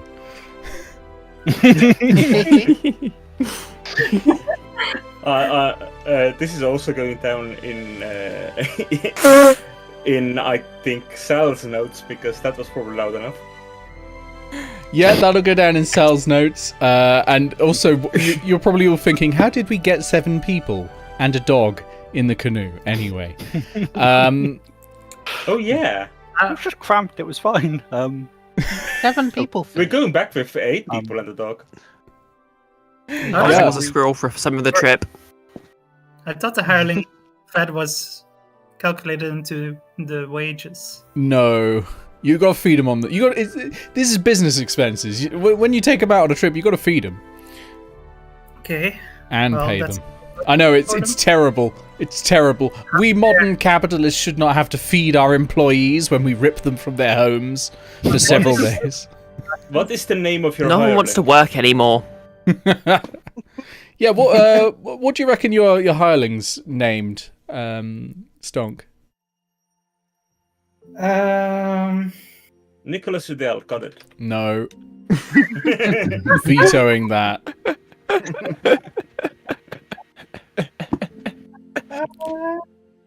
I mean, I can come up with a name if you don't have one. I mean, but something ridiculous. you can always take a bit of time as well if you want. Yeah, I just want it for my case file. Yeah, it doesn't need to be immediate. Okay, so you're going fast pace. I presume you're going east. You've all marked down some rations. Yep. Stonk, you've marked down 2 sets of rations because you have an employee. And off you go. yeah. So We want to go here first. so that's 3 tokens, and let's see what you encounter here. I'm going to go back to the plains. I had forest open. We had so many interesting things. Right. Oh, 16. Let me scroll down. Come back, Talia. Okay. As you come out onto the field, oh my god. Okay. I need a group perception check. So what a group check is, every one of you makes the check. And then it's number of successes needed versus failures. So you have to, more people have to succeed than fail to pass, basically. And it's a disadvantage, I assume. It's... Because we're moving fast. Yes, it is a disadvantage if you're moving fast. Thank you. You may have inspiration. I already have one. I'm gonna use... You motherfucker should use it. I'm gonna use mine too because that was terrible. Do I just reroll once or do I reroll at disadvantage? I will say, you reroll at rerolling disadvantage. if it's the other way would be incredibly strong. But you do you. You'd reroll at disadvantage. Okay. I got a 21 even with disadvantage. Not to brag. Same. Oh damn! So that's 2 successes. I got 10. And an 18 from Fireball. 2 successes and a 3 success. 2 successes and a failure. I'll let Fireball be your success for you, but I'm not counting it in the group check. 2 successes and a failure. What did Stonk get, and what did Awunin get? A 1 in. I'm gonna get it right eventually. I apologize. I got a 12. A 12. That's a failure. Stonk. Stung got an 11, but is spending their inspiration. Okay. Gets a Should mark that off. 17. 17. That's a pass. And Aegis. 6. That's a fail. Okay, so that is evens, actually. So I will let Fireball be the decider. You do succeed. Yay! And so what happens is this is what the people who pass their perception checks, this is what you get. You know when you're going around in a game and you hear the battle music before, so you see it? You're out in the plains, you're out in the middle of the plains, and then from over the hills to the south, you see these huge green wings and the lizard body attached to it. You're out in the open. It's reasonably like divotty out here. Like it's not like a golf course here. It's like overgrown grassland. There are little rivers and streams and all that. There's bushes and brush cover here. There's ditches and the like. But those of you who've passed the perception check, what you have seen distant and approaching is a dragon. I forgot this was not the 4E game. There are actually dragons in this one. Like, Oh, come on, no. man. As if we haven't followed 2 dragons in the 4th edition game. But Oh, specifically the music you're hearing is the Skyrim theme. you said there are divots around that we could hide in? Yeah, there's all sorts of divots you can try hiding in, and ditches and that sort of thing. There's a couple of streams and stuff like that. You can try and blend in with bushes and stuff like that, or you can try and fight the dragon. I do not recommend we try to fight that thing. Let's hide. None of you can see me on the call, but I'm doing mad winky eyes. Mad eyebrow wiggling. Go on, do it. Fight the dragon. It'll be funny. It doesn't look like a baby, I'll say that. It's really far away, so it probably does. You're right. You're absolutely right. Okay. Like it's tiny. It's tiny. Now, pay attention, Dougal.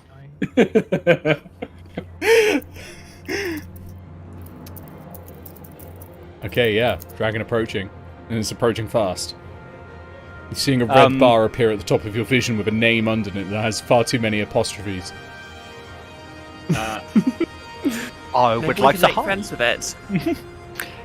Okay, Imp's hiding. Is everyone hiding, or is someone else doing anything other than hiding? Basically, is what I want to know. I'm hiding. We're all finding a good place to hide, yeah. Okay. Yeah, hiding. Wait, I could roll intimidation. You can try that. Absolutely, I'm you can hiding. try that. Absolutely. in It's and fight gag or pack. flight instinct might be fight. Can I like disguise myself as a rock? Yeah, totally. We shall. So what you can do with this... Do you have proficiency in disguise kit or anything? You don't have to, I'm no. just wondering if you do. Okay, you can use survival, I think.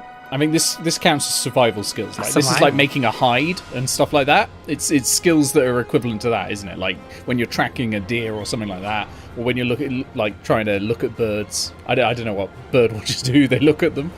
They build hides, don't they? That blend into the terrain. You're going to camouflage yourself. So you can do a survival check. If anyone else would like to do that sort of activity, they can do a survival check. Otherwise, it's going to be stealth. If you're just like trying to get low and cover. Find So the bush. all of you roll, and once again, this is going to be a group check. I'm getting I got a Well, passive this is perception. without this or advantage, right? This is just a roll. Let me see. This will be at advantage because it's quite far away. Oh, that's true. Ooh. Handy. Ooh, okay. That could be Okay, worse. nope, my first roll. That's Well, I good. got 23. Ooh, that's good. It's very good. I have a total of 25. If any of you get a natural Uh, 20, let me know because it counts as 2 successes. I got a 17. I've got a dirty 20 for Sal, and I've got a 19 for Fireball. Okay. These is all very, very good. Stonk, how you doing? Dirty 20. Dirty 20. I don't think anyone's failed. Amazing. Have I got the results from everyone? I got an 11 Okay, you failed. with advantage. Ooh. Or- Everyone else Good has comment passed for you. because the DC was 17, and everyone has got that or beat it. That's impressive. So there's one more thing I need to roll. First of all, a commoner because you have with you Damn it. another person. At least the commoner did not have to make a perception check. Oh, that's a natural 1. Oh god. 2 failures. And a mastiff. That's just because of his. No! Oh my god, that's a natural 2. Not 2 failures though, just 1.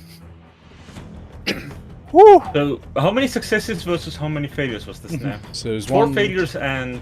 four failures, and I think that's 4 successes.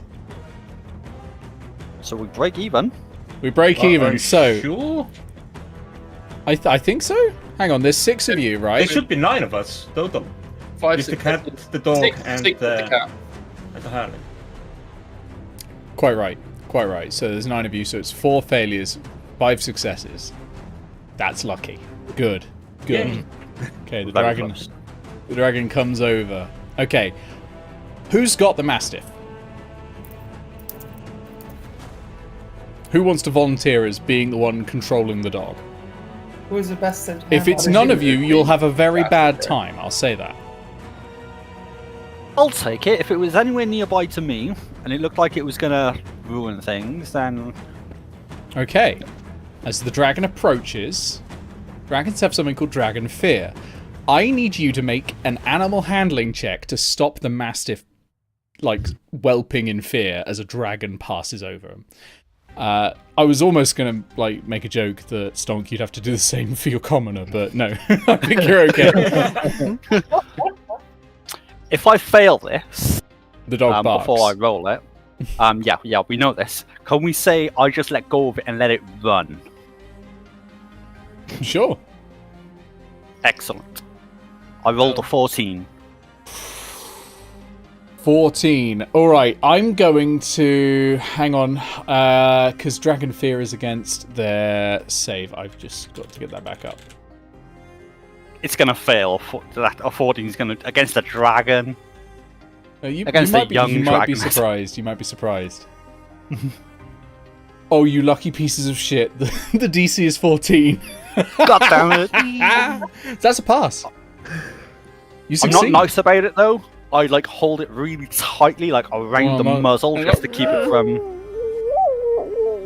But quietly, like really quietly, and the dragon Yeah. passes. It's overhead. quiet because it can barely breathe. Yeah. Yeah, the dragon passes overhead and sails off into the distance. I assume as soon as it lets go, he's getting a face full of tongue. Absolutely. Just. Okay. Then I kick it. Oh no! This is the puppy. Okay. I don't want a face full of dog. Okay. Remember what happened the last time Dog. you did something to upset the druid? Oh no! Somebody else keep it safe when there's a dragon. Then I didn't want to die.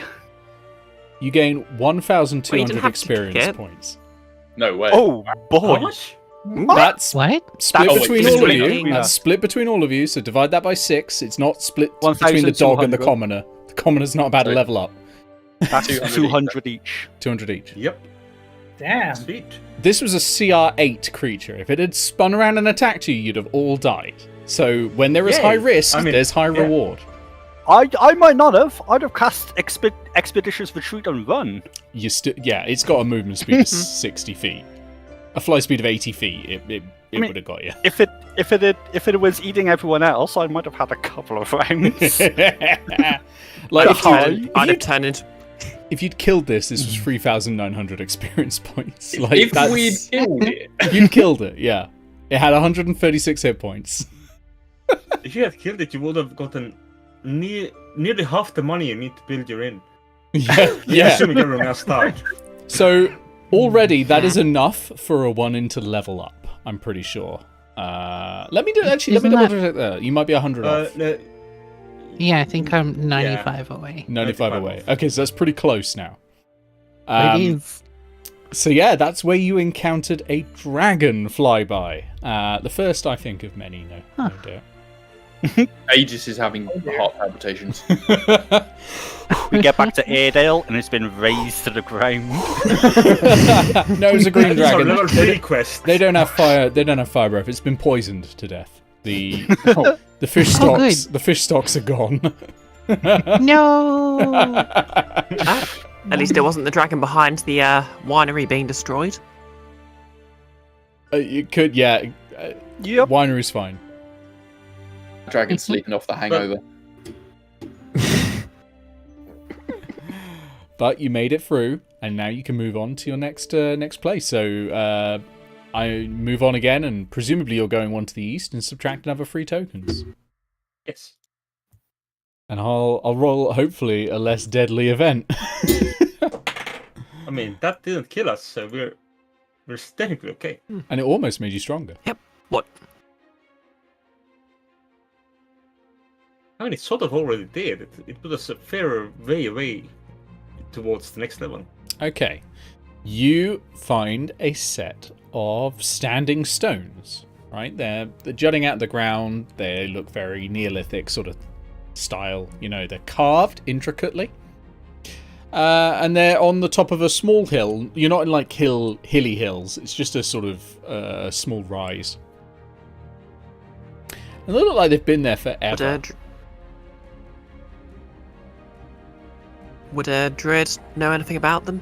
Sounds very Stonehenge-y. It does. It does. You can certainly go over and investigate them if you would like. It would be a history check. It's a +2. I would very much like to do the same. Yep. Anyone else who it's a wants bit to can go dwarf, over and yeah. have a look. Yeah, absolutely. Can I check them out for any kind of... if they're perhaps used in any sort of ritual to do with any of the gods or Okay, yeah. some other sort of magical... Do you want to do thing? gods or magic? because it'll be 2 different checks, basically. Let's go for gods. All right, religion check. Fireball please. help me. Fireball Nah. helping you investigate seems fine. Are you doing an investigation or history? Because Fireball helping you remember History. doesn't sound right. Well, we do share a mind. Yeah, sort so of. it's We got the telekinetic point. it's got no other information other than you. Dirty 20. A dirty 20. Okay. And lastly, a 1 in. What are you up to? And Stonk. And Aegis. Aegis is having a look as well. Aegis has come over as well. Rolled a 16. Yeah, I think I'll have a look as well. Why not? Yeah. Okay, so that'll be history checks from everyone else then. Stonk, are you having a look? Stonk is kind of just sulking around, still upset at both this spider incident in quotation marks and then almost getting seen and murdered by a dragon of all things. Yeah, so you're sort of shuffling around, kicking stones and stuff, yeah? Yeah. Yeah. God, imagine if we found a dungeon in here, so we would have both dungeons and dragons in the same episode. It would be funny, wouldn't it? That's a 10 on history, by the way. 10 on history, okay. Stonk, can you roll me an Arcana check, please? An Arcana check. 6. Okay, cool. Okay, so I'll start with the left. A 1 and you got a 17. Yep. Okay, and then Sal, what did you get? 20. A 20. That's good. So 20 is currently the highest. Taddle, what did you get? 10 on history. 10. Okay. Aegis? 16. 16. Okay. And Imp? 20 on religion. 20 on religion. Okay. So you're all, by putting all your heads together, you're sort of able to come to an idea of what this is. So Imp, with your religion check, you know this is a site of religious importance. These pillars resemble the fingers, or what they're called, the fingers of Fontaine. They aren't actual fingers of the god. They are not. They are man-made, essentially. They've been carved, which is something that Sal and probably Aegis have both picked up on with those scores. Is that they've been carved a long time ago, though. It's been quite weathered since then, but there's all that intricate carving on it as well. But the actual shapes themselves look like fingers. Was the cause of it's been worked on, basically. A 1 in your check reveals also, though, that these have been carved. These sigils on them, the intricate carving into it, is actually the sigils of a different religion. These are the symbols of Petrichor, which is the god of it's currents and my religion. wind. It's your religion, which is why you noticed that. Hang on a minute. So what's that doing on something that was made for a different god? A little bit strange. But you're all putting your head together like that when Stonk kicks a stone and it knocks against one of these upright fingers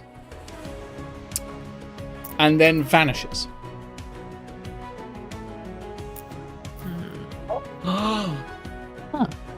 We haven't touched the stones ourselves, have we? None of you have touched them yet, no. Okay, good. I think this might be teleportation stones of sorts. Be careful. Okay, everyone back.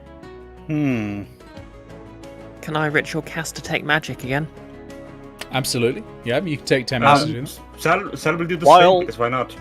While they're doing that and they start setting up the ritual, Im just casts it. Okay, Im just casts it.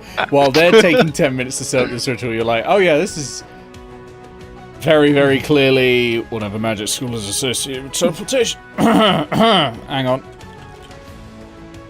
This is very clearly conjuration. I've just got a blind spot for the conjuration school in general. This is very clearly conjuration. It's that distinct yellow color of conjuration. Yep. Has that sulfur smell of conjuration magic. Pea stones. You know what we should do? We should grab the dog and put the dog onto the stone to see if it teleports the dog. Sure. We are not sacrificing the dog. We could I could cast Speak with Animals and ask the dog. Fireball goes into a stone. Okay. Are you looking through Fireball's eyes as like a UAV? Yes. Is there a limit to that, like a distance? Yes. 100 sure. 100 feet. 100 okay. feet. So I'm familiar with familiars because Warlock. hey, Yes. Fireball walks up between the stones, stands on this like central stone that's there, and there's this bright light that flashes between the stones, and when it goes, Fireball's gone, and your vision is now like, is it black or is it like TV fuzz? Is it like static in your vision right now? Because whatever's happened, either Fireball is dead, although you didn't feel any pain, but either Fireball's dead now or Fireball is way past 100 feet away. Alright, I'm going to use an action to cast an entire ritual to... Um, Wait, can I just do an action to bring her back? I don't remember. yeah, you should be. I can temporarily dismiss it from anywhere. Yes. And then I can just summon it back. And if it doesn't come back, well, it's dead. Yep, that pretty much shows that. Luckily, boop, there's Fireball. What did you see? Gotta do another animal voice. Lots of beans, lots of beans, lots of beans, lots of beans. The fiend dimension. Yes, well, when I went through the portal, I figured it would pretty much have Sal's voice, but this is the closest I can get to. That's very, very good. I saw snow and mountains. And then this giant creature, like a person, blue, huge. It reached towards me and then I was back. And that's it, I'm not... that voice hurts my throat, I don't know how you do it. Is there another stone that you could have taken back? No! yeah. There were more stones when I arrived. There was a whole ring of them. It looked like this. I'm assuming Sal relays this to us. Yes! In which case, my suggestion would be, can we have the cat touch another stone? So the cat went into the central one. You're not 100% sure if you can reconfigure these, but you might be able to. Certainly... Oh, they've changed? Well, they haven't only changed. It's the central only the one kind of central acts one. like the teleport plate, basically. The side ones, you don't know what they are yet, but further investigation might tell you what they are and how to manipulate them. Do they emanate any kind of magic? Oh, Since- definitely. Oh, it's powerful conjuration. Oh! Have the cat touch another one.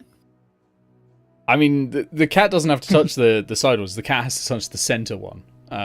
So touching the side ones doesn't do anything. Yeah, it's kind of like there's a circle of stone in the middle, and then it's ringed with these standing stones.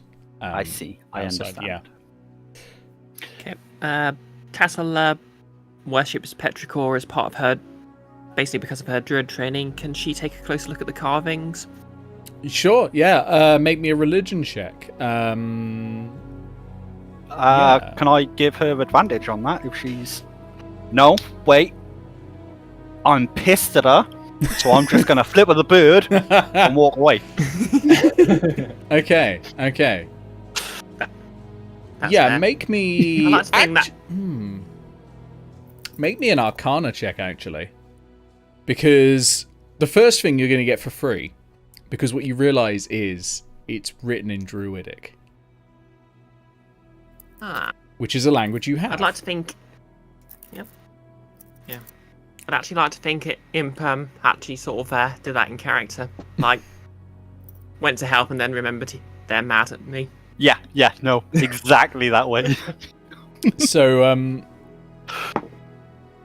yeah, so you're able to understand what it says on there. The problem is understanding the meaning. It's kind of like if you had never heard of space and suddenly you went into NASA. Okay, that's an 11. I'm going to guess that doesn't do it. It's not going to do it, no. But this may be something you can research later on as perhaps a research downtime, and get working. Can I burn my inspiration to reroll? Oh yeah, you can totally do that. Yeah. Might as well use it or lose it. Yes. That's a 19. Okay, you get these meanings from it. It looks like most of them act as a form of arcane battery. As the wind goes through them, they take that wind energy and they store it in the stone. So on stormy days, you may even go further, or may be able to go further than this already goes. You can't work out where this is pointing to. From that, you need a really high one to work that out. But you think that there is one stone that is very different, and it's got different writing on it, that maybe by performing some incantation on that stone, you can change where it's pointing to.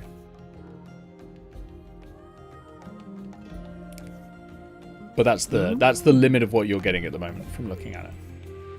Because this is like asking average Joe to go and suddenly do particle physics at CERN immediately, no training, just in you go, get it right. So the fact that you're getting anything out of this is incredible. This is, you're like, hang on a minute, I've got an idea.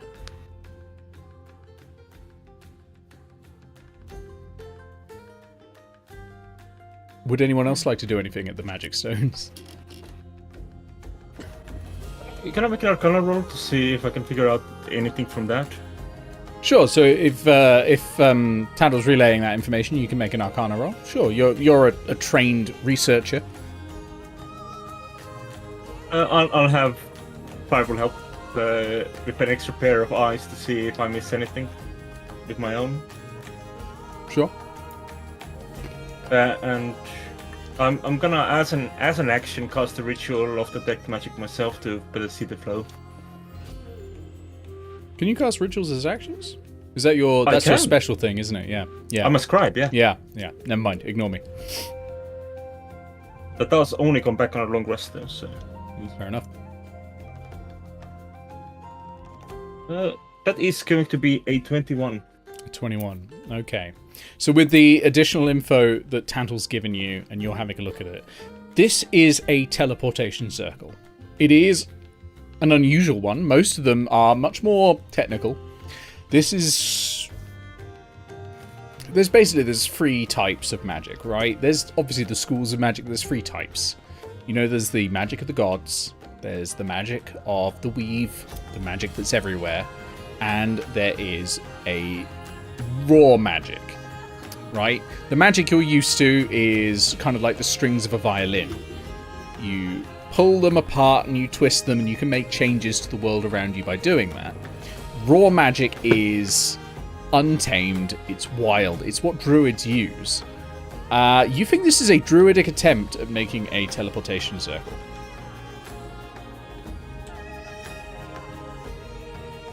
Which is not something druids can usually do.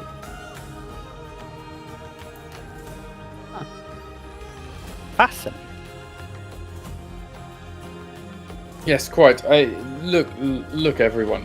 This is an amazing thing, but we have a task at hand. We have to go and save the blacksmith. He's going to be executed in 2 days. We have to You go. are completely correct. I would did want to go and see the seaside for fish. Yeah, there's sea in this tile if you want to go to the sea. Do some fishing. You can spend a couple of hours doing fishing. It will cost you maybe a token or two. Oh, in of that travel case, time. maybe not. I mean, if you're spending time We instead of have- walking, it's gonna, take a lot of time. Let's do the fish on the way back. Let's go and get Fair this point. Mhm. We can check these out another time.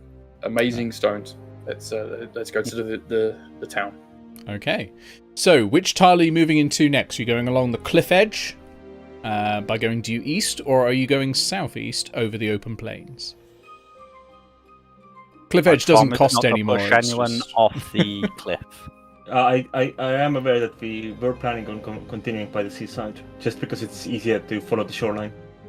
Yeah. Oh, you can absolutely do that. That's no problem. I will just roll to see what happens. Oh, lovely. Let's see. Oh, well, this is perfect, actually. This is very appropriate. As you're walking along the cliff edge, you actually see some white shapes in the rock wall. And they are huge white shapes. And they're very, very unusual. They look like bones. And you sort of see them as you're rounding the cliff's edge. Massive bones. Dead Real? beastie. Carry on. Really big fossils. Like the creature that left it behind must have been huge. But yeah. Would I be able to tell anything about them? No. Okay. Are you, unless you're a paleontologist? Probably not, no. I mean, I do have proficiency in nature. I think this one's a rough one. I think there's a difference between, knowing what berries are good to eat and, well, actually that'd be survival. But I think there's a difference between knowing the difference between, a deer from the lowlands and Frogimoth, and knowing, what a Jurassic, what like a T-Rex is. Okay. But maybe someday you'll be able to resurrect those bones and create a new wild shape for yourself. Oh, They are beasts. All the dinosaurs are beasts. They are all valid wild shape forms and polymorph forms. Yeah. So, how many tokens you got left? Because I think it's 3 more to enter the next town, and I think you've got enough. yes, we had 12 to start with, and it's been all 3 today. Okay. Or Two. 3s, which is exactly 12. You head on in. And you enter the town. The town, which I did write down, honest. No, I have written it down. I've just got to go actually to my notes of when you arrive. The town of Bleakwash. Bleakwash? Yep. And it's a small town. It's clinging to the edge of the water. The cliffs have eroded away, so it's now a beach here, and it's sort of clinging to the edge. It's a fishing town, and it's built actually on top of ruins. You can see jutting out ruins as you approach. Like, they're everywhere. In another time, this might have been a great tourist attraction. And yeah, there's this small, like, mostly wooden huts just clinging to the edge of the sea, and there's this town square, and there a crowd has gathered around a glowing white gentleman in the stocks. Glowing white? Yes. Wait a minute. The Smith's not supposed to be executed for 2 days. Who's this? Oh, he's in the stocks. He's not being executed yet. This is someone in the crowd just walking past. Oh, wait, yeah, no, just he's in the stocks and he's going to be killed. Are we a little bit out of the ways of everyone?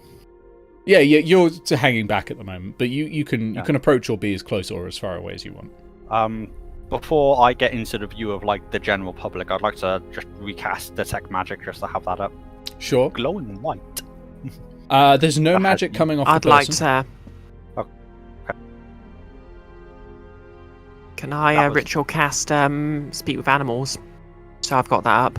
Yep, you can. You can have that up. Yep. Anyone Just in else case doing the any door prep or before we go in? If there's still people running around, I would curiously ask, okay, so what's this guy in for? Oh, treason. Treason? Yeah. Any more?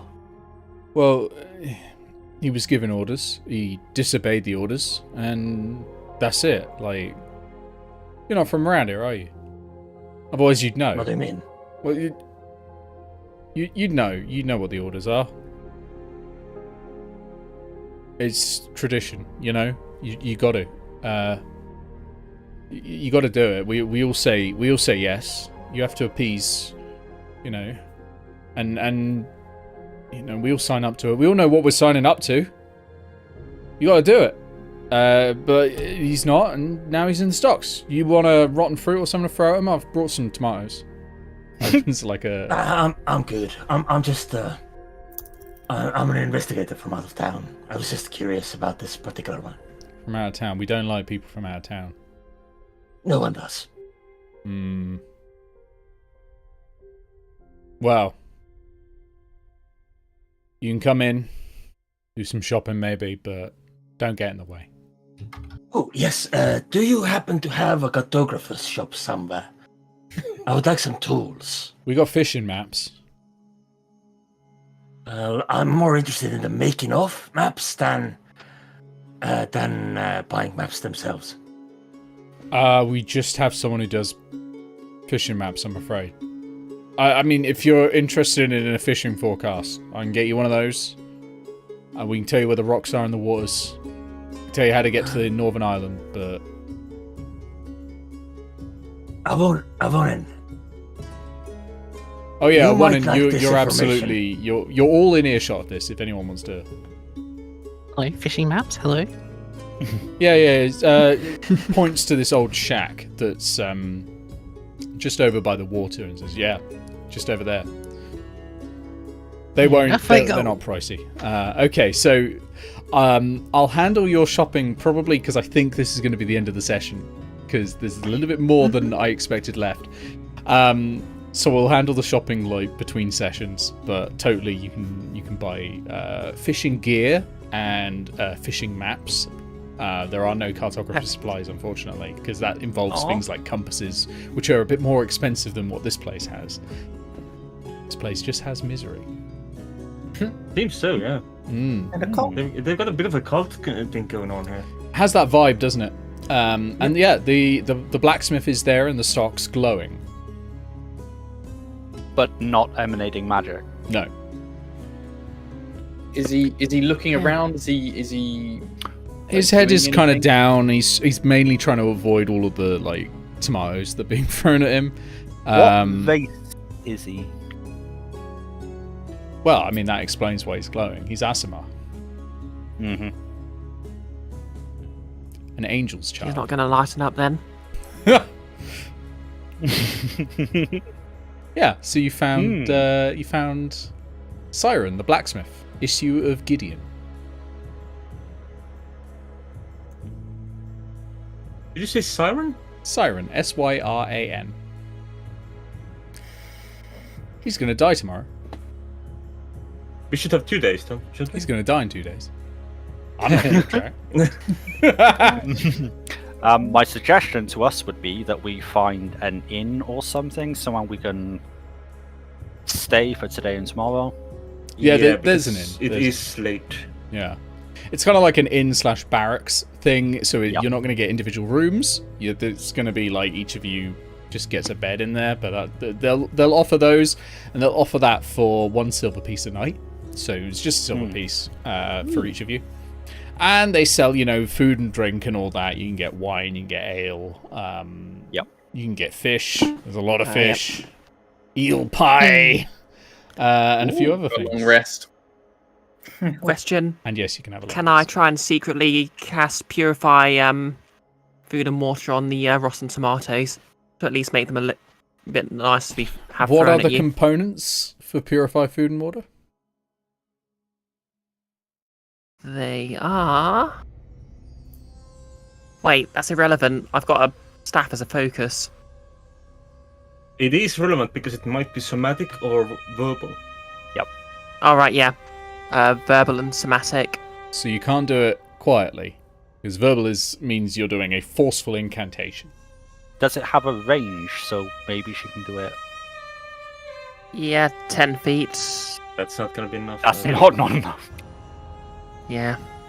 I mean, by all means, you can enter a town that you've never been before and start going mumbo jumbo, right in the middle of the town, and just get clubbed to death. But Please do. I would find it hilarious. Imp's up for it. Imp's got a club ready, but it may not be the wisest choice.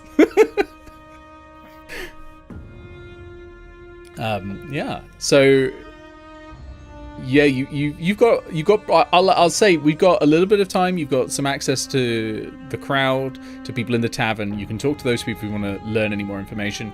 But then we'll probably stop at the end of the night, like when it goes to the long rest. Mm-hmm. So just let me know what you want to do. Ball's in your court. We need to find out who's in charge, and we need to find out what's happened here. Okay, that was going to be my first thought. How are you going to go about that? What's the plan? Ooh, I've got an idea. Go for it. I could shapeshift into a squirrel and eavesdrop on people in the tavern. Cool. I mean, they'll probably say things they wouldn't say with an outsider around. Right, because they will not just look at the squirrel inside the tavern and go like, what the fuck? Hey, I can just hide in the rafters. They don't need to actually look at me. That's fair. That's a possibility.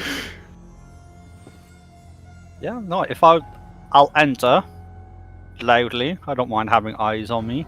And there is no, I'm not going to do that because I want to find the people that don't agree with the general consensus of the cultish nature of the place. I want to look for like the seedy underbelly, if you will. The people that don't want to get seen.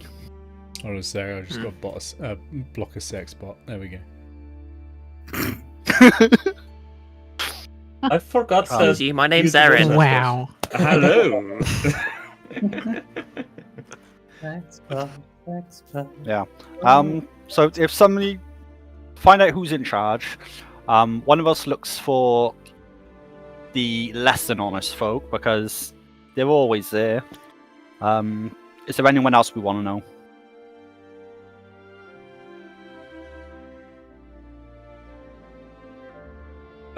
Once night has fallen and everyone else is abed, Sal will also take a look around the nightlife of the city.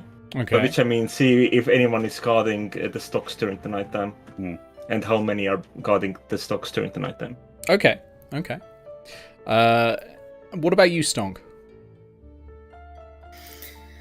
Stonk is mainly interested in buying more rations because this bloody scribe is eating him empty.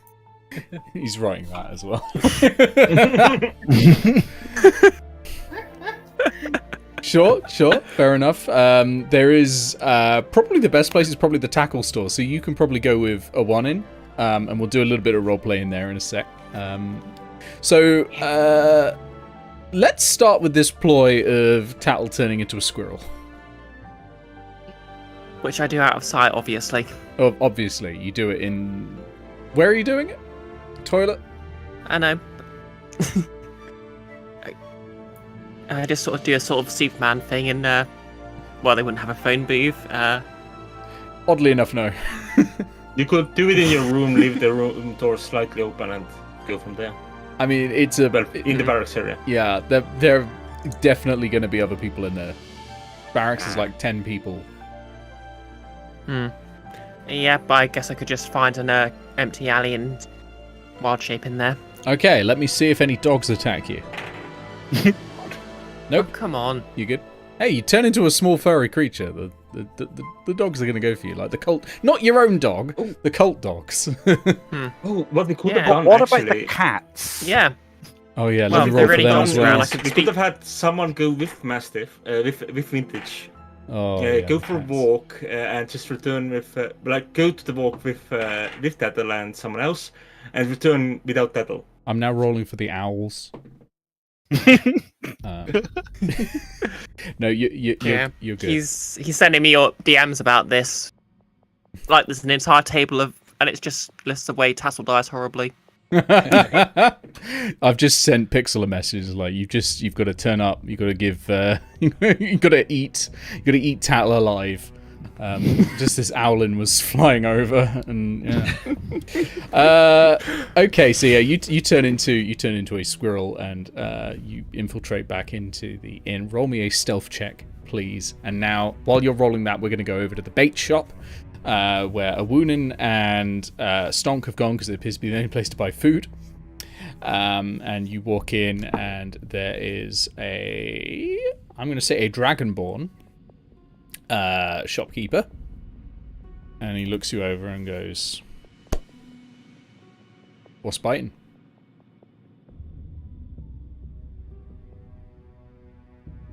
Hi, Dragonborn. Are you the chosen one? Hi, Bugbear. That's a bit weird to say.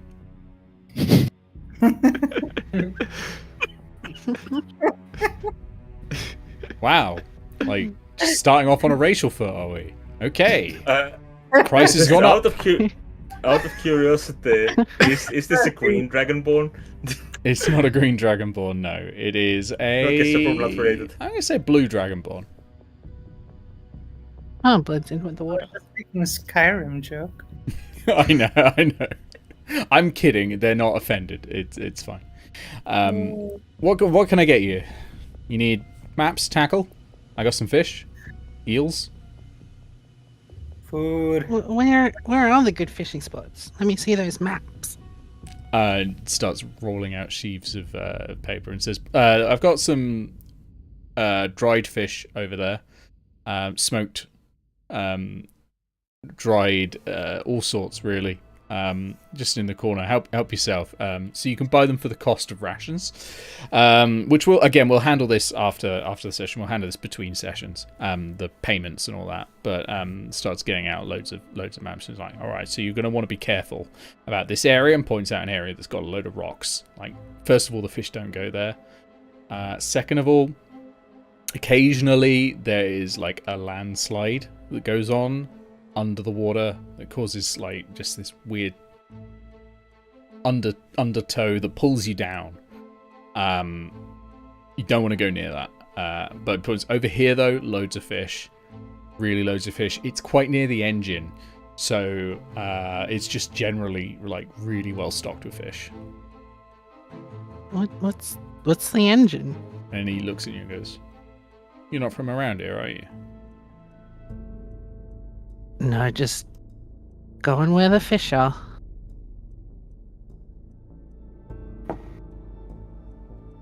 He says, "I'll just be right back."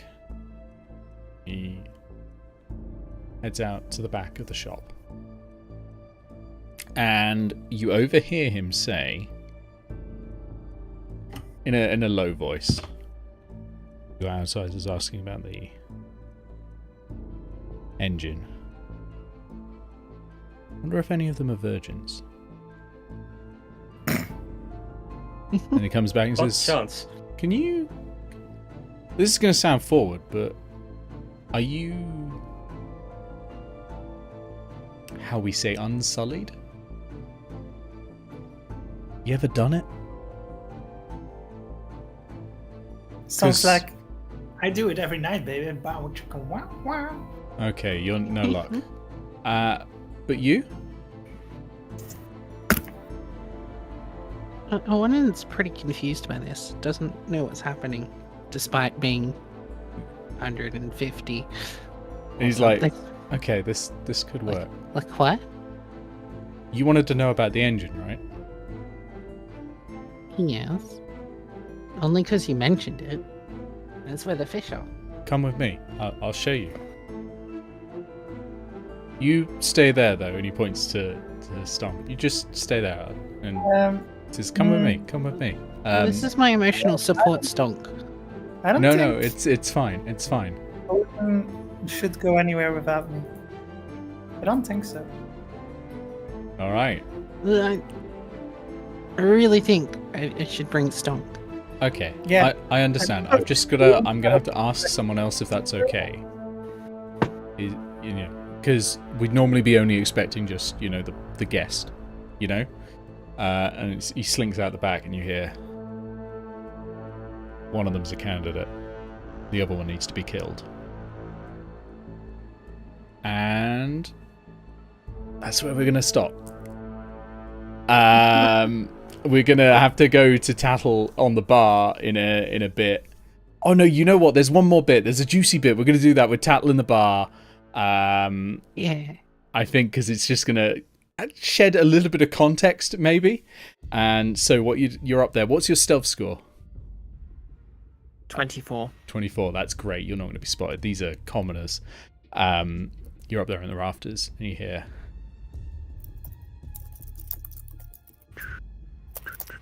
It's happening straight after he dies. We go down. We feed the engine. He's such an idiot. He knew what he was getting into. And for him to fight like that, he wants the engine reignited as much as the rest of us. He knows we need virgin blood. And he's issue of the gods, angels. His daughter, Ariadne. Her blood will do it. Her blood will start the engine. And now she's 18. The time is right.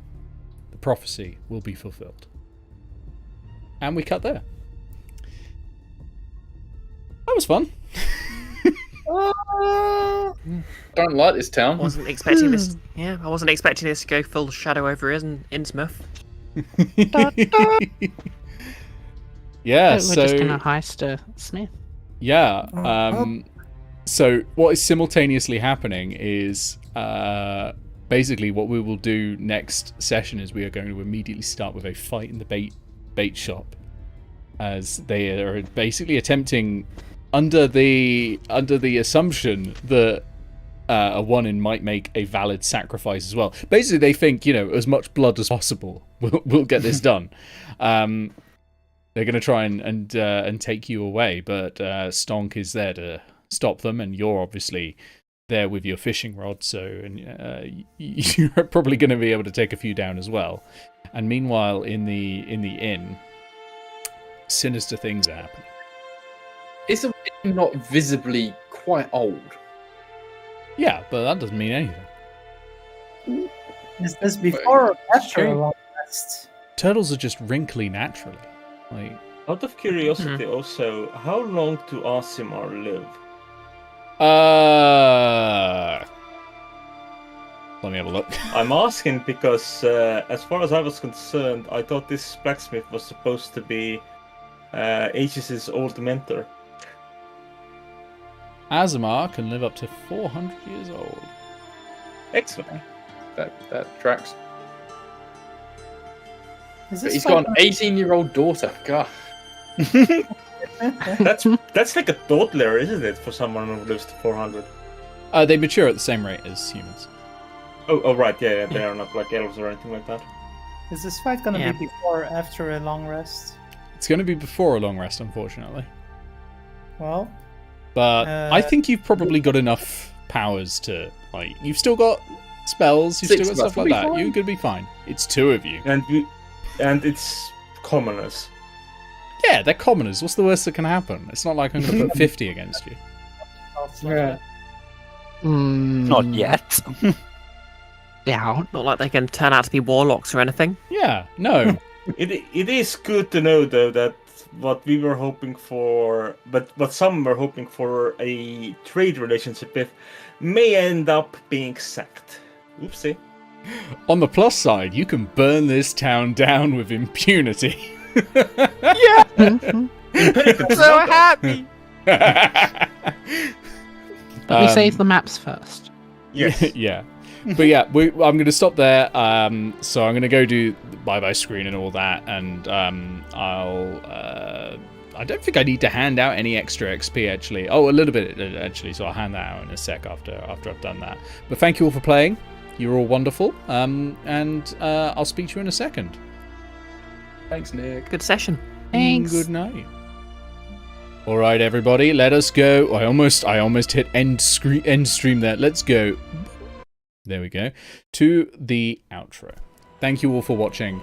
This has been a wonderful game. I've really enjoyed it. It took a lot longer to get there than I expected, but that's just D&D for you.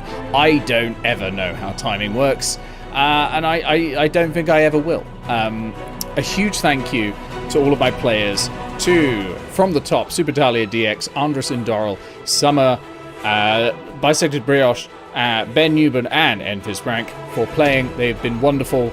What a fantastic cadre of players, really.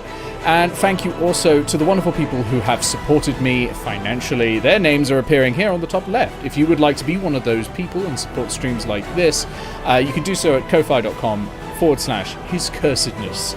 And you can see the link there. And your name will appear here, like these wonderful, wonderful people.